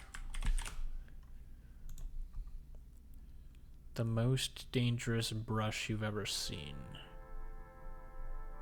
Oh, what? Okay, so it is taking up as much space as I would expect it to. But none of the UI elements are showing? The first control should show.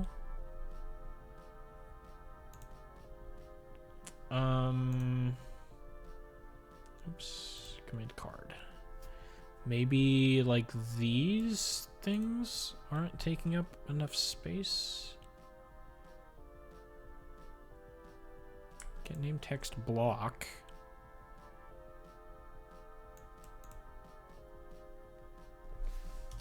Okay, let's maybe make that background red and see what happens.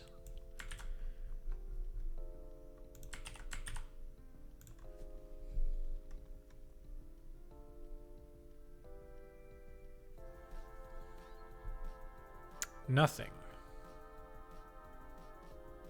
That seems like an issue. Why is the width nothing?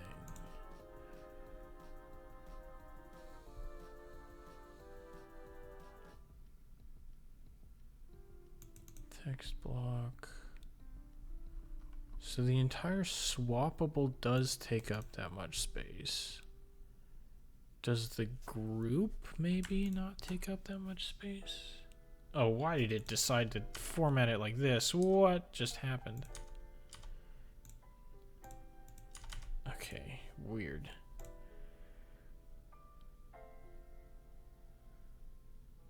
Okay, what happens if I try making this background red? We're just gonna keep making stuff red until something happens.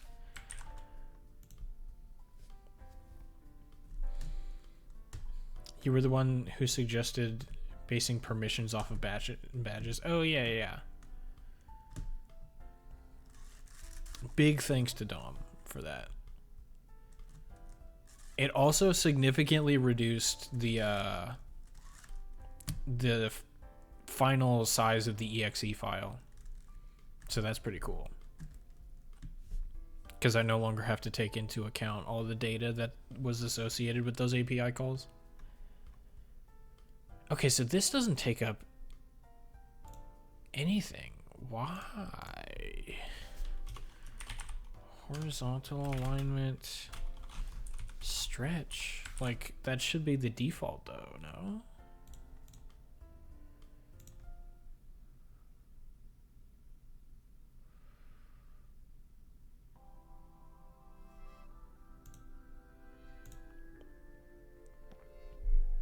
What am I missing? Static name group. Static name group. Static name group.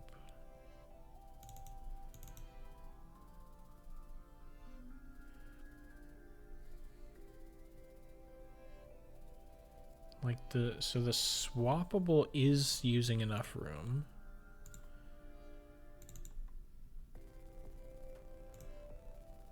And that was because I switched it to a panel, right? If I just make this a... Oh, hang on. Yeah, no, I didn't have the background. I couldn't make the background color different if it was not a panel. That was the right thing. So this UI element takes up the entire space. Oh, I'm dumb. I'm dumb.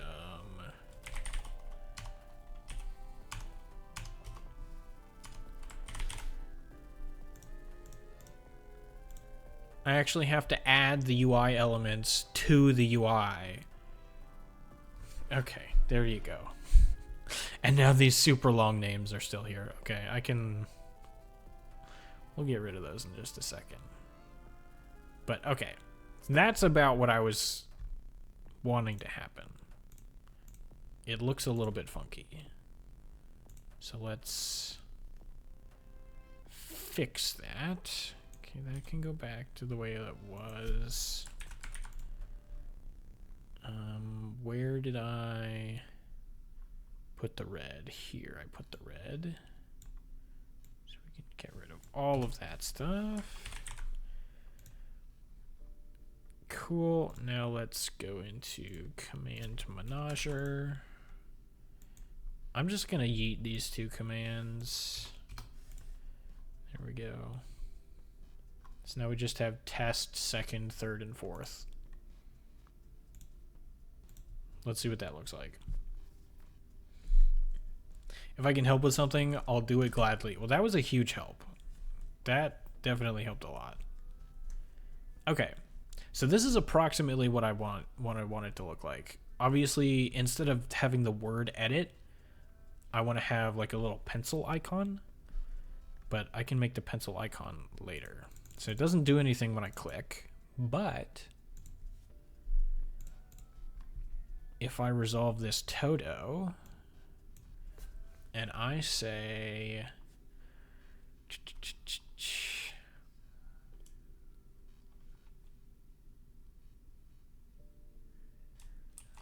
so the edit,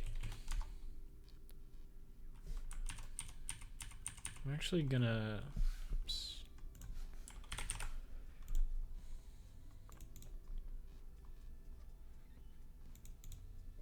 submit button, editable name group. Where did I put the function? Editable name group. Let's just put it down here. So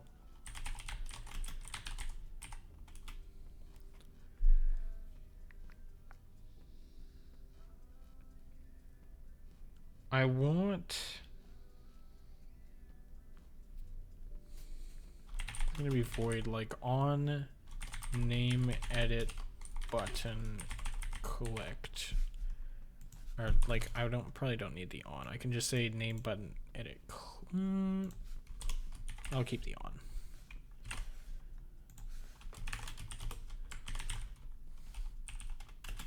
And then we'll Toto that one. POV when you forget to run the function and that's why nothing shows. Pretty much, yeah. On name submit button clicked. Let's actually assign those so we can say name edit button dot click.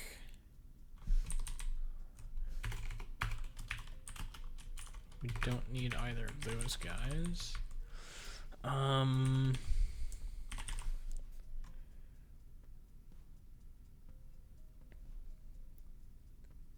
So like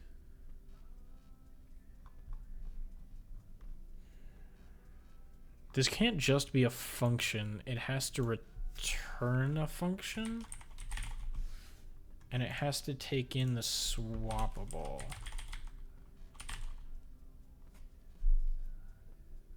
For the edit button.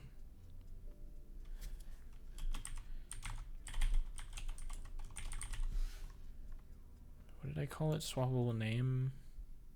Yeah, just swappable name. So then I can say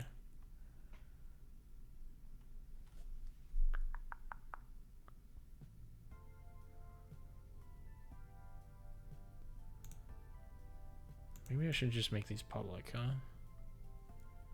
But like at that point, does it even matter?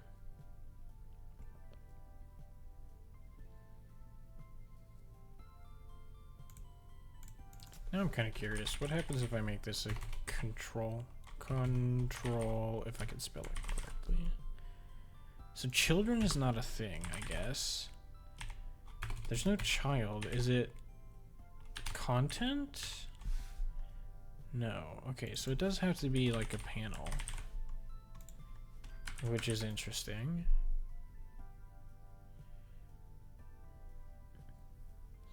I'll be going into lurking mode. My phone is low battery and I think I'm falling behind at work. If anything, I'm one shot away. Alright. I appreciate the lurk. Thank you for everything. I said that as if you're like dying or something. I just meant that I appreciate your contribution. So yeah, it does need to be a panel. I mean, I get, yeah, I guess it's fine. Children is not a thing. Exactly. No, what I was gonna do is I was gonna make these public.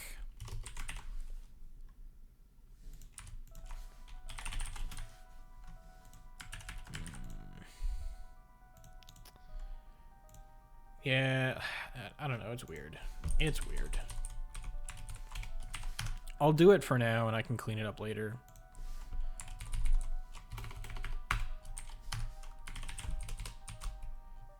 These should be capital.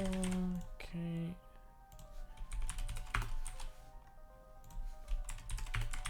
Oops.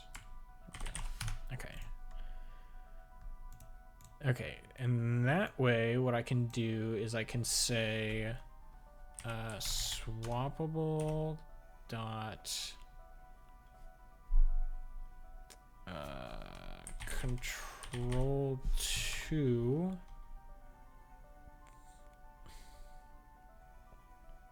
now I'm overcomplicating this. Undo that. I'm trying to make things too complicated. Text box.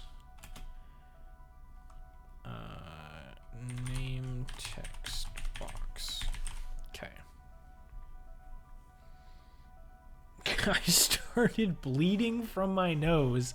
That is fun. Is it? Today has been a day, man. It is Friday though, so like, woo. But that's funny. Just started bleeding from my nose, no big deal. Name text box dot text is gonna be equal to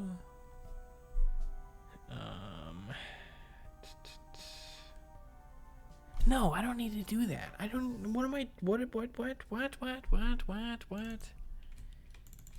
I'm confusing myself several times over. That's all I need to do, right? Or, like, it needs to return a function that does that.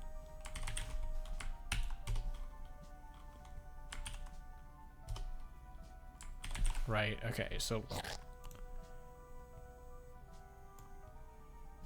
Which means that at the top, I don't even need, like, something fancy. I can just say plus equals swappable name dot swap. Okay.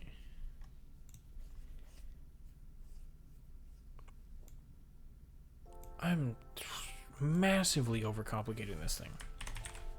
Whew. It's not painful, it just makes me lightheaded while driving an Amazon EDV, but whatever. Friday for you, my schedule is Thursday to Sunday. Yeah, my brother has a similar schedule where he works over the weekend, which is annoying because, like, I like playing games with him, but he's always busy when I'm free.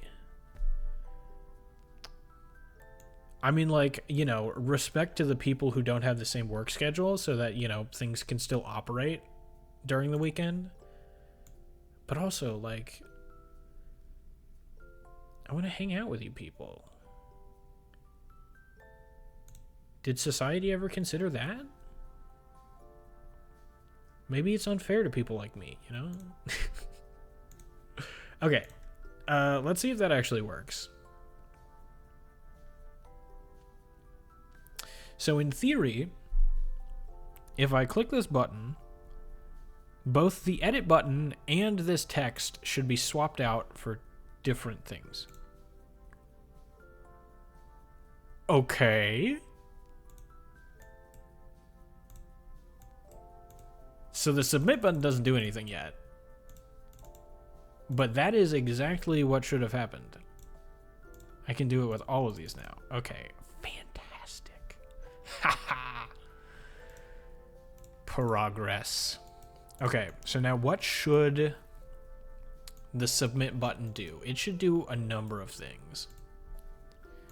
And again, I'm gonna return an action here because we're gonna need to return a function that does something. We need to take in as a parameter the text block name text block. We are going to need to take in the command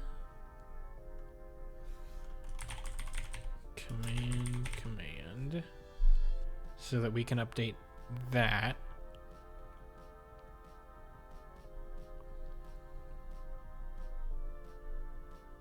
And I think that's it, right? No, we need to take in the swappable as well. So let's... I don't know how to order these. Let's take in the command first, I guess. And then the name block, and then the swappable name. So then basically what I want to do is update command name, rename command script, update name text block, and then swap name, or and then just swap, right? That's the order of operations here, I think.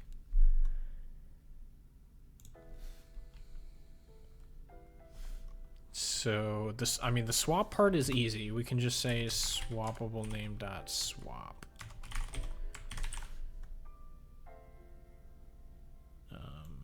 Yeah, this is gonna return. Oops. It's gonna return a function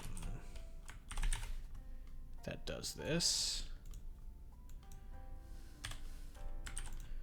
And that way we can go up here and we can say name submit button dot click plus equals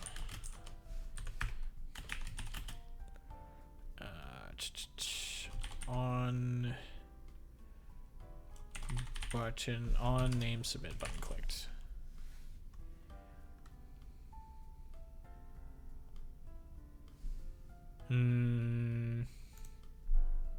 No, I'm once again overcomplicating things. I don't need to do that. I don't need to return a function. I hate when I do this. I write way too overcomplicated code because I think it'll help, and then it doesn't help, and then I have to undo all of my changes. Okay. So it needs a command, a name text block, and then the swappable name. Okay. And for right now, all we're doing is swapping it back. Let's see what happens.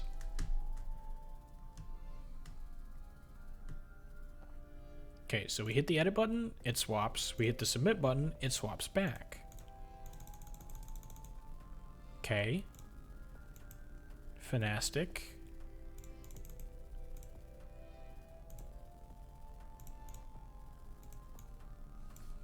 Swap done. Okay, update name text block also should be relatively easy. Name text block dot text, and that's going to be equal to exclam.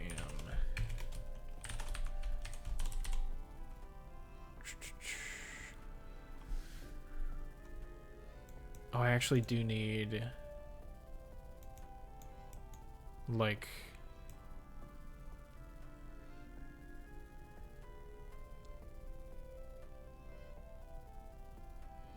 yeah, I need the text box as well. It's text box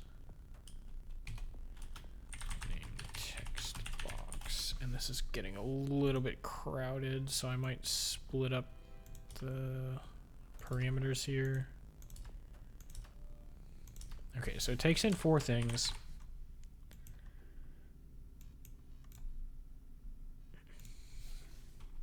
Name text box dot text. There we go. Okay. So now it should update the static label and then swap it. There were build errors? Oh, right. I forgot to pass the new parameter in. Name text box. Oops. Okay.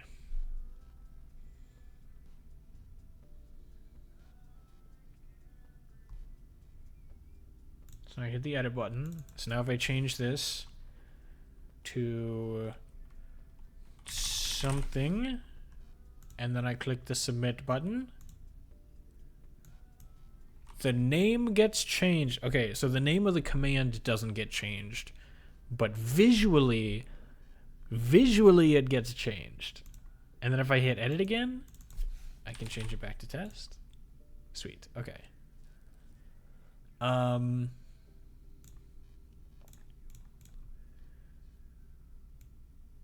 You know what? I'll say just on name submit. Let's call the function that, because the other thing that I want to do is make it so that you can just hit the enter button instead of having to click on the submit button. So I want to do both, because that was the other thing that Dom had suggested. So I want to say name text box dot submit. Is it like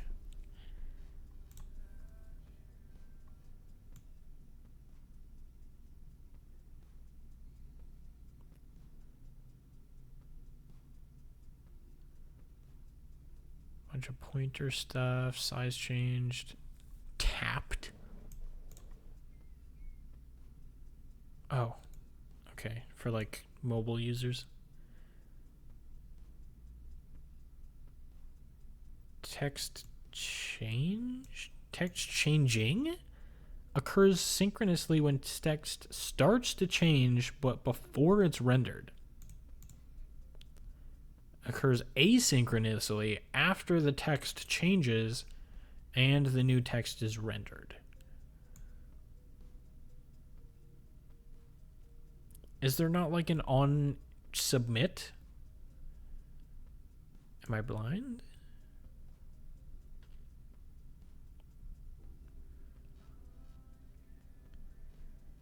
Double tapped. Got focus. Holding initialized key down would just like test to see if the enter button. That doesn't feel right.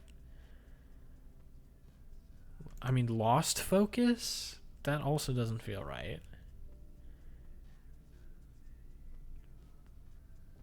A bunch of pointer stuff. Size change. Huh. I'm a little bit surprised. What do you mean mobile? Well, so like Avalonia, like I said, is meant for like it's not just meant for like Windows stuff or like desktop. So in theory, you could create an app for mobile users, in which case they have the ability to tap on stuff.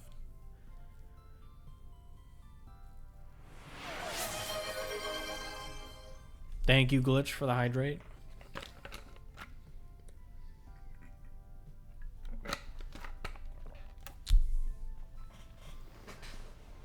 But why is it not the case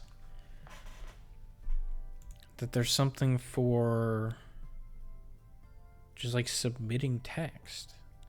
Like, so like I can test to see whether or not the box loses focus, but I don't feel like that's...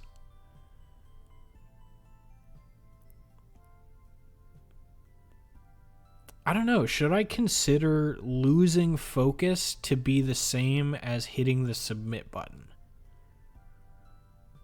I don't think so. Like, that doesn't make sense.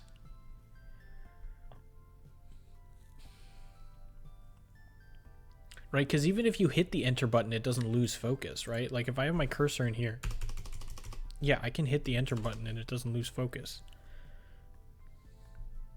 You're going to make it so that they can run a chatbot on mobile? No. At least that's not the current plan. The current plan is for it to be entirely desktop. But the UI package that I'm using does allow for it.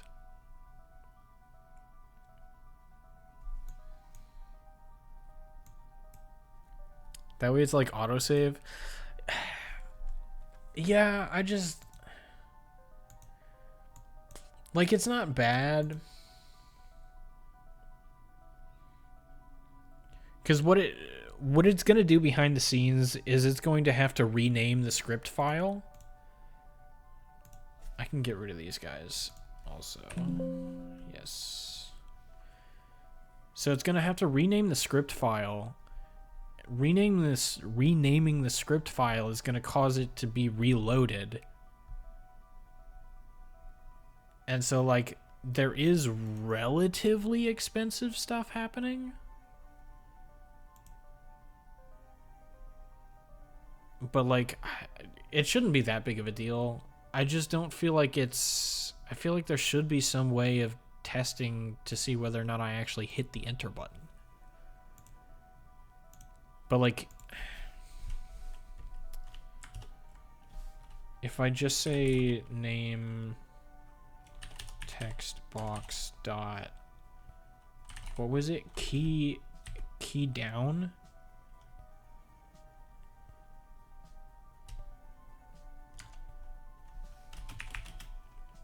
And, like, explicitly test for the enter button, that also doesn't feel great.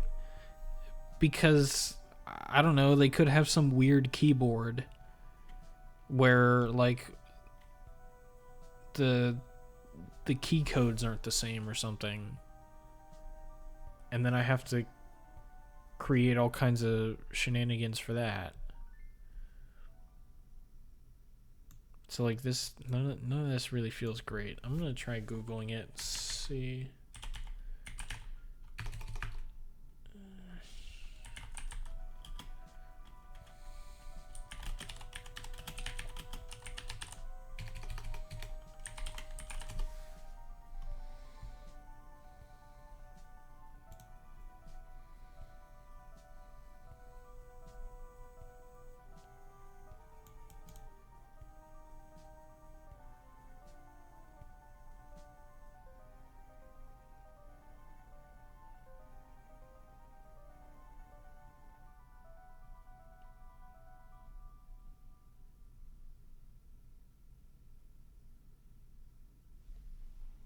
Command?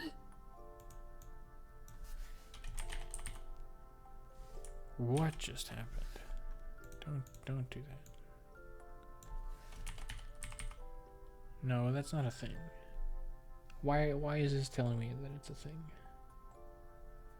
This is from 2020, so maybe it's not accurate anymore. This is what I'm looking at. Can I hide my bookmarks? Hide. There we go. Not that I care, it's just visually distracting. But they say right here. It's in the official Avalonia GitHub. You can use some kind of command thing here.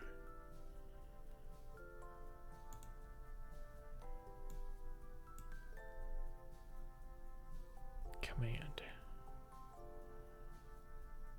I don't get it.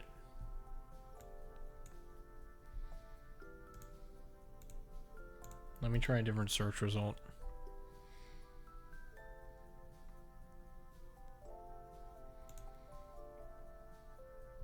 text box. Maybe I can try the official documentation. That kind of sounds like a crazy idea, though. I don't know about that.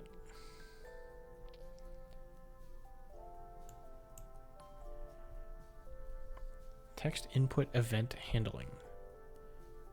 By default, the text input event does nothing if you assign directly to it.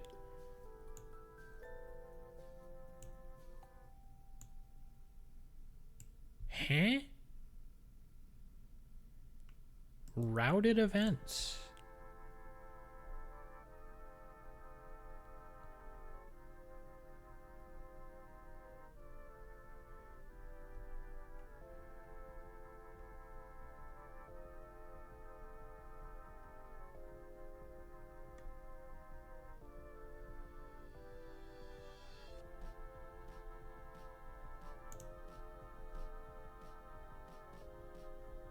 This doesn't look like what I want. Version 0.10.x. That doesn't seem right. Overview. Reference.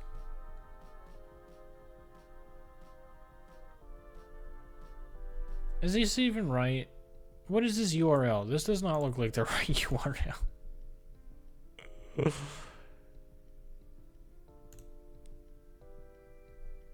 What am I looking at, dude?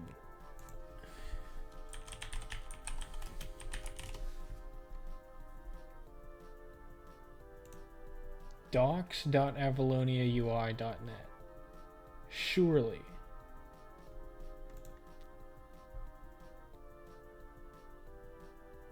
Is this not just... I mean, the URL is different. I don't know. Reference. Controls reference. Okay. Give me text box. Okay. This is different. Agreed? Agreed. This is not the same documentation that I saw earlier.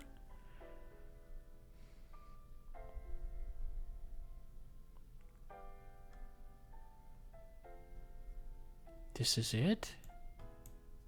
Is that text watermark?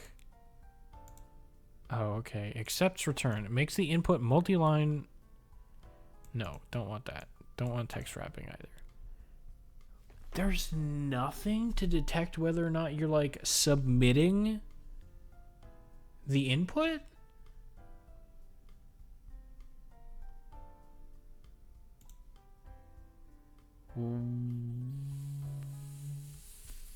What? Text box. Extends text box. Templated control. Undo redo helper. Templated control.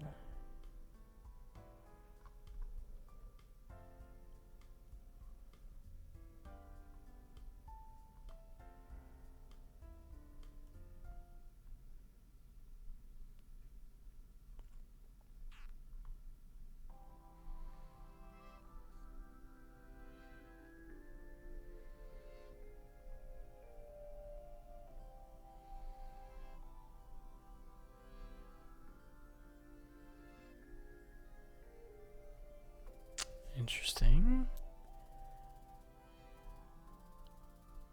I don't see anything about there being like an enter.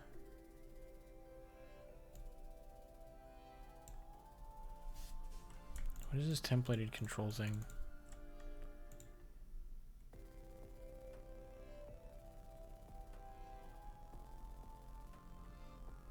Da-da-da.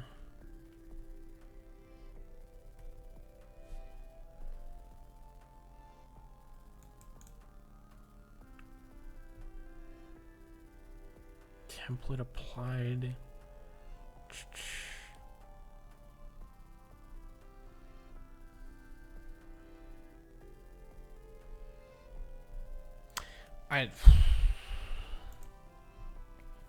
I mean that is shocking to me that there's not like a thing. There's not an event that I can hook into. when the user presses the enter button. Like, I can do it manually, I suppose. Right? There was like, what, key down? Maybe it should be on key up.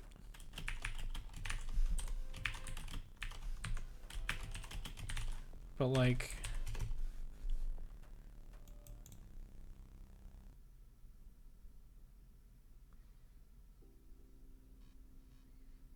weird, dude.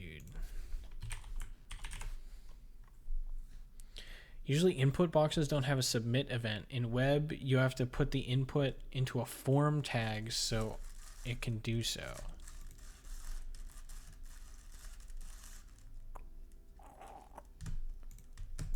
Interesting. I feel like I've used UI frameworks that aren't like that.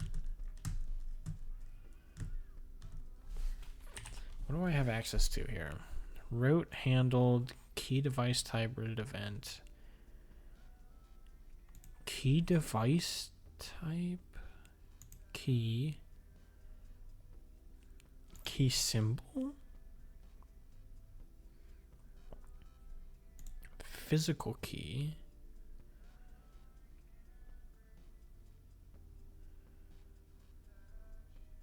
source. I mean, I'm going to assume that it's just like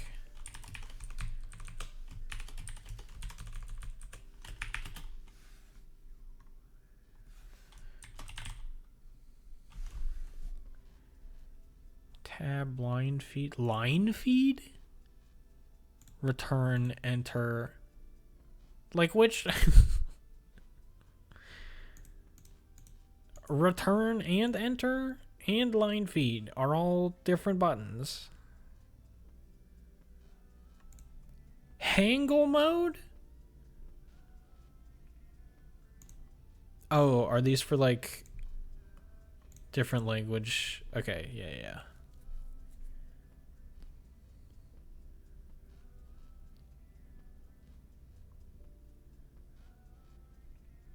Next? The page down key. Why is it named next? Select. Okay.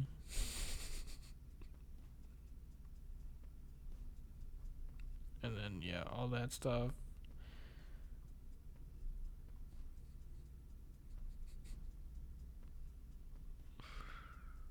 What is this? I didn't want to have to do this manually, dude. This stream is so cool if only stones were real. Yeah, man, that'd be cool. I feel like it'd be too much to handle, though. You know, some worlds just wouldn't be handle how awesome stones are.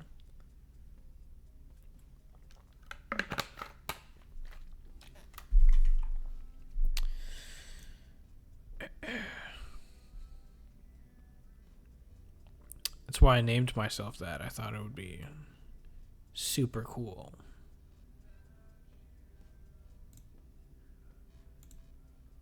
Okay, I mean, like, is there a difference between line feed, return, and enter, or are they the same button? Am I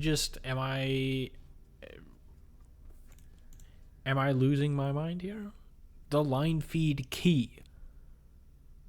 Do you guys have a line feed key on your keyboard? Is that a thing that happens? I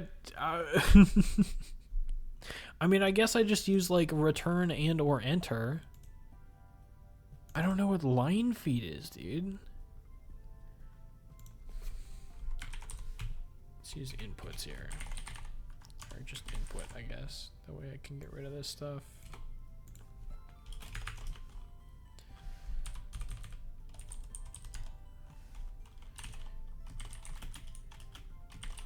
Key.enter. Like, I figure that at least these two should be correct, right? you're either pressing the return key or you press enter key, and then we can do whatever. Line feed? Like, I'm assuming the only difference between return and enter is like return is an Apple keyboard thing.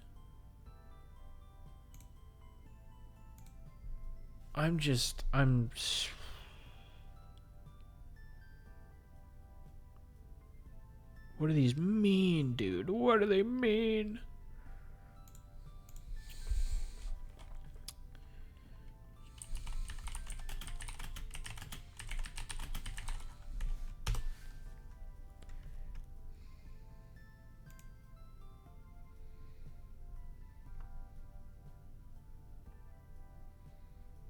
On a Mac extended keyboard, there's a return key and an enter key.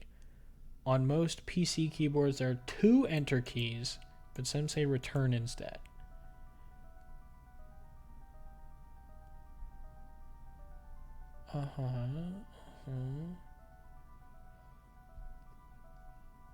If I'm never, ever, ever planning on supporting Apple devices, I don't have to worry about the return key, do I? I'm going to assume no. Goodbye, Apple support. You will not be missed.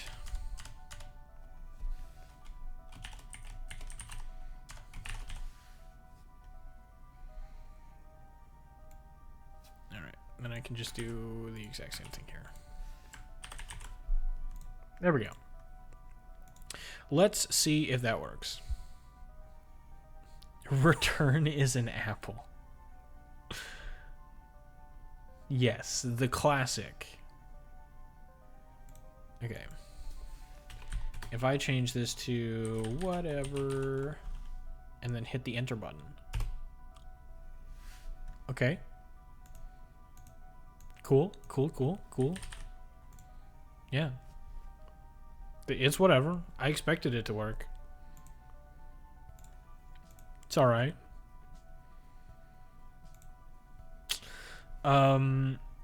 Okay. So now so we got that bit working. Now we get to the fun stuff, kind of.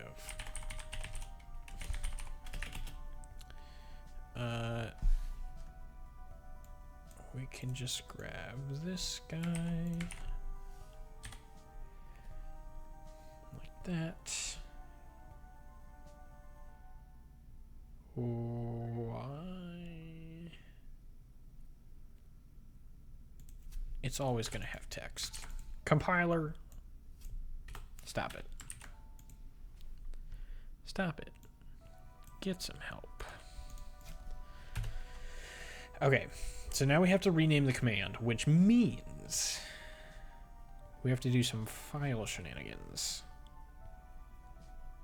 Which means I'm gonna wrap this in a util try else error. That way, if something bad happens, it won't crash the program and it will automatically be logged. So, is there just like a rename thing here? No. There's a move. Moves the specified file to a new location, providing the option to specify a new file name. Is that the only way to rename a file?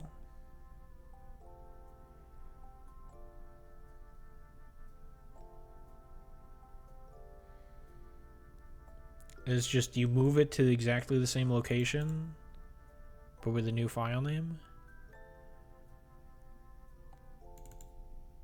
Oh, I mean, I guess that's exactly what we want to happen, right? Source file name. So we go command dot get script file path. So let's actually save that into a variable here. old script file path. Command dot get script file path. And then I can say, okay, I want to move it from the old one. Now that I've already changed the name of it, I want to move it to command.get script file path to the new one.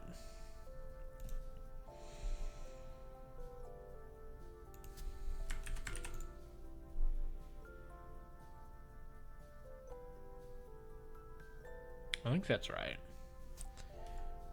This function, yeah.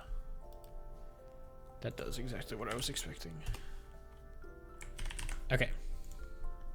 So now it should rename both the command and the script associated with it. Let's... I'm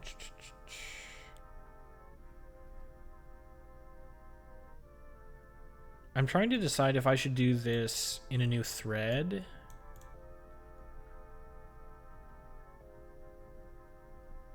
Because moving files could potentially be a relatively expensive operation. And it's like not immediately important to updating UI stuff.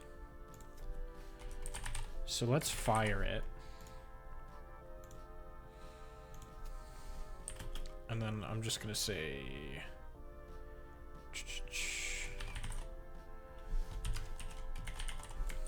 we don't ever need to cancel it. My brain needs a break, so I'm gonna go. See ya. Have a good one. I appreciate you being here. I don't think I'll return this stream. All right. Thank you for the hydrate.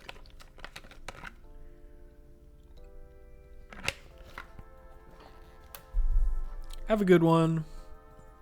I'm not sure if I'm gonna stream tomorrow. We'll see. If I do, it'll probably be back to Will You Snail. Expression value is never used. Yeah, I don't care about it.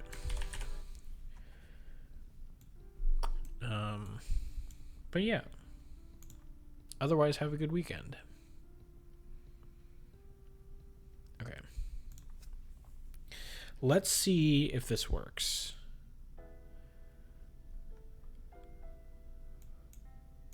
So let's move this over here so we can see the file names. I'm gonna rename test so that it is instead first, and I'm gonna hit the enter button. Okay, and it kept all of my script. It kept all of my code. If I connect and now type exclam first. Uh-oh. Couldn't find file test.py. Okay, so it did not. I was expecting it to automatically reload the script, but I guess it did not do that. Okay, that's fine. That just means that in here, after we move it,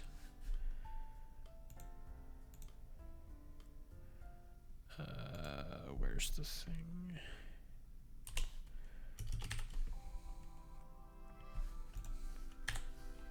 After we move the file, am I crazy? Why is it getting mad at me?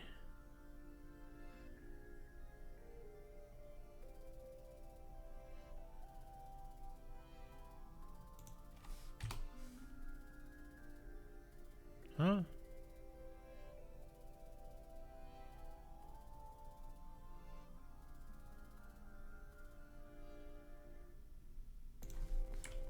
What am I doing wrong? Why is it mad? Oh, I need a closing parenthesis here. Okay. Whoops. Okay, so after the file gets moved, I need to then reload the script file. Okay. Let's try that now.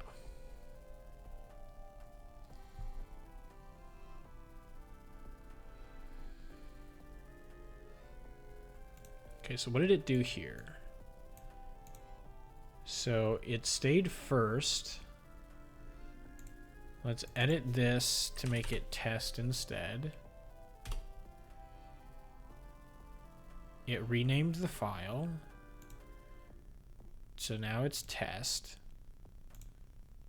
And then if I connect it and type !test, it works. And then if I edit and change it to first again, the file got switched, !first. Yes, there it is. Let's go. Sweet. So now we have the ability to edit the name of the thing. And actually what I should do is if on name submit, I should just say if name text block dot text, or the text box rather, if that is equal to the command name already, then don't do anything. Or no, then we should swap and then return. So that's just like if you click the submit button without actually changing the text.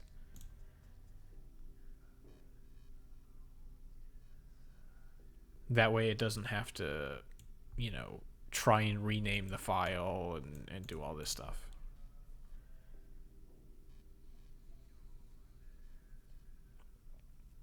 Okay. I think I like that. I mean, I don't necessarily like the fact that we're calling swap 2 times. It's like in theory we could just put it up here, I suppose. And then like I can put that up there so that it executes ever so slightly faster.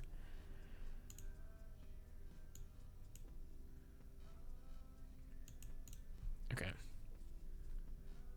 Yeah. Let's test it again.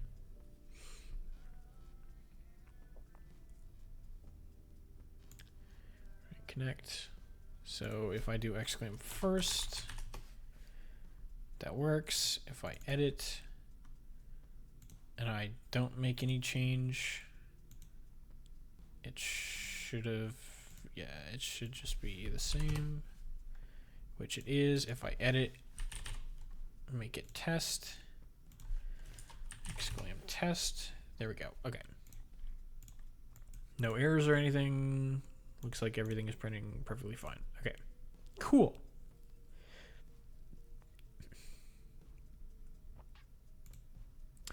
I would say that was pretty successful.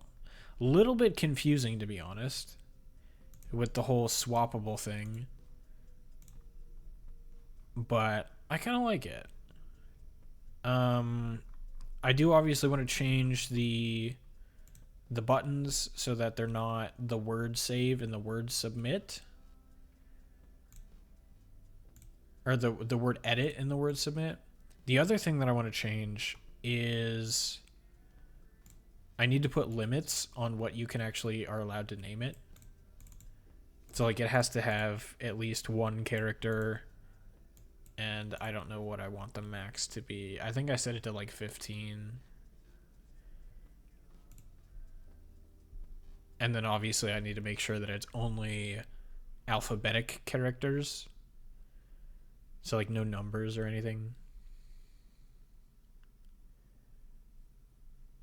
So yeah, I need to implement some limitations on it. But we're basically right at 3 hours, and I feel like we made some good progress.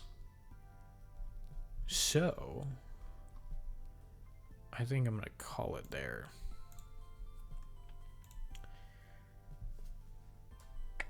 Man, yeah, I hope my my breaker didn't, or like something bad didn't happen with that. I think I'm fine. I think I just, you know, can't really do the dishes in the dishwasher anymore, but like that should be fine, you know. I'll do it the old-fashioned way by hand. We are about to leave, yes. I think we made some good progress, though. We got the buttons to work. I just need to make it so that the input field actually has the right restrictions on it. But yeah. Good stream. Is there anybody cool to raid right now?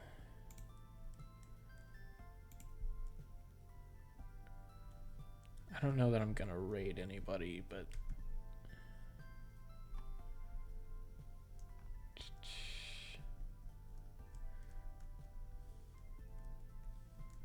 bot crypto trading.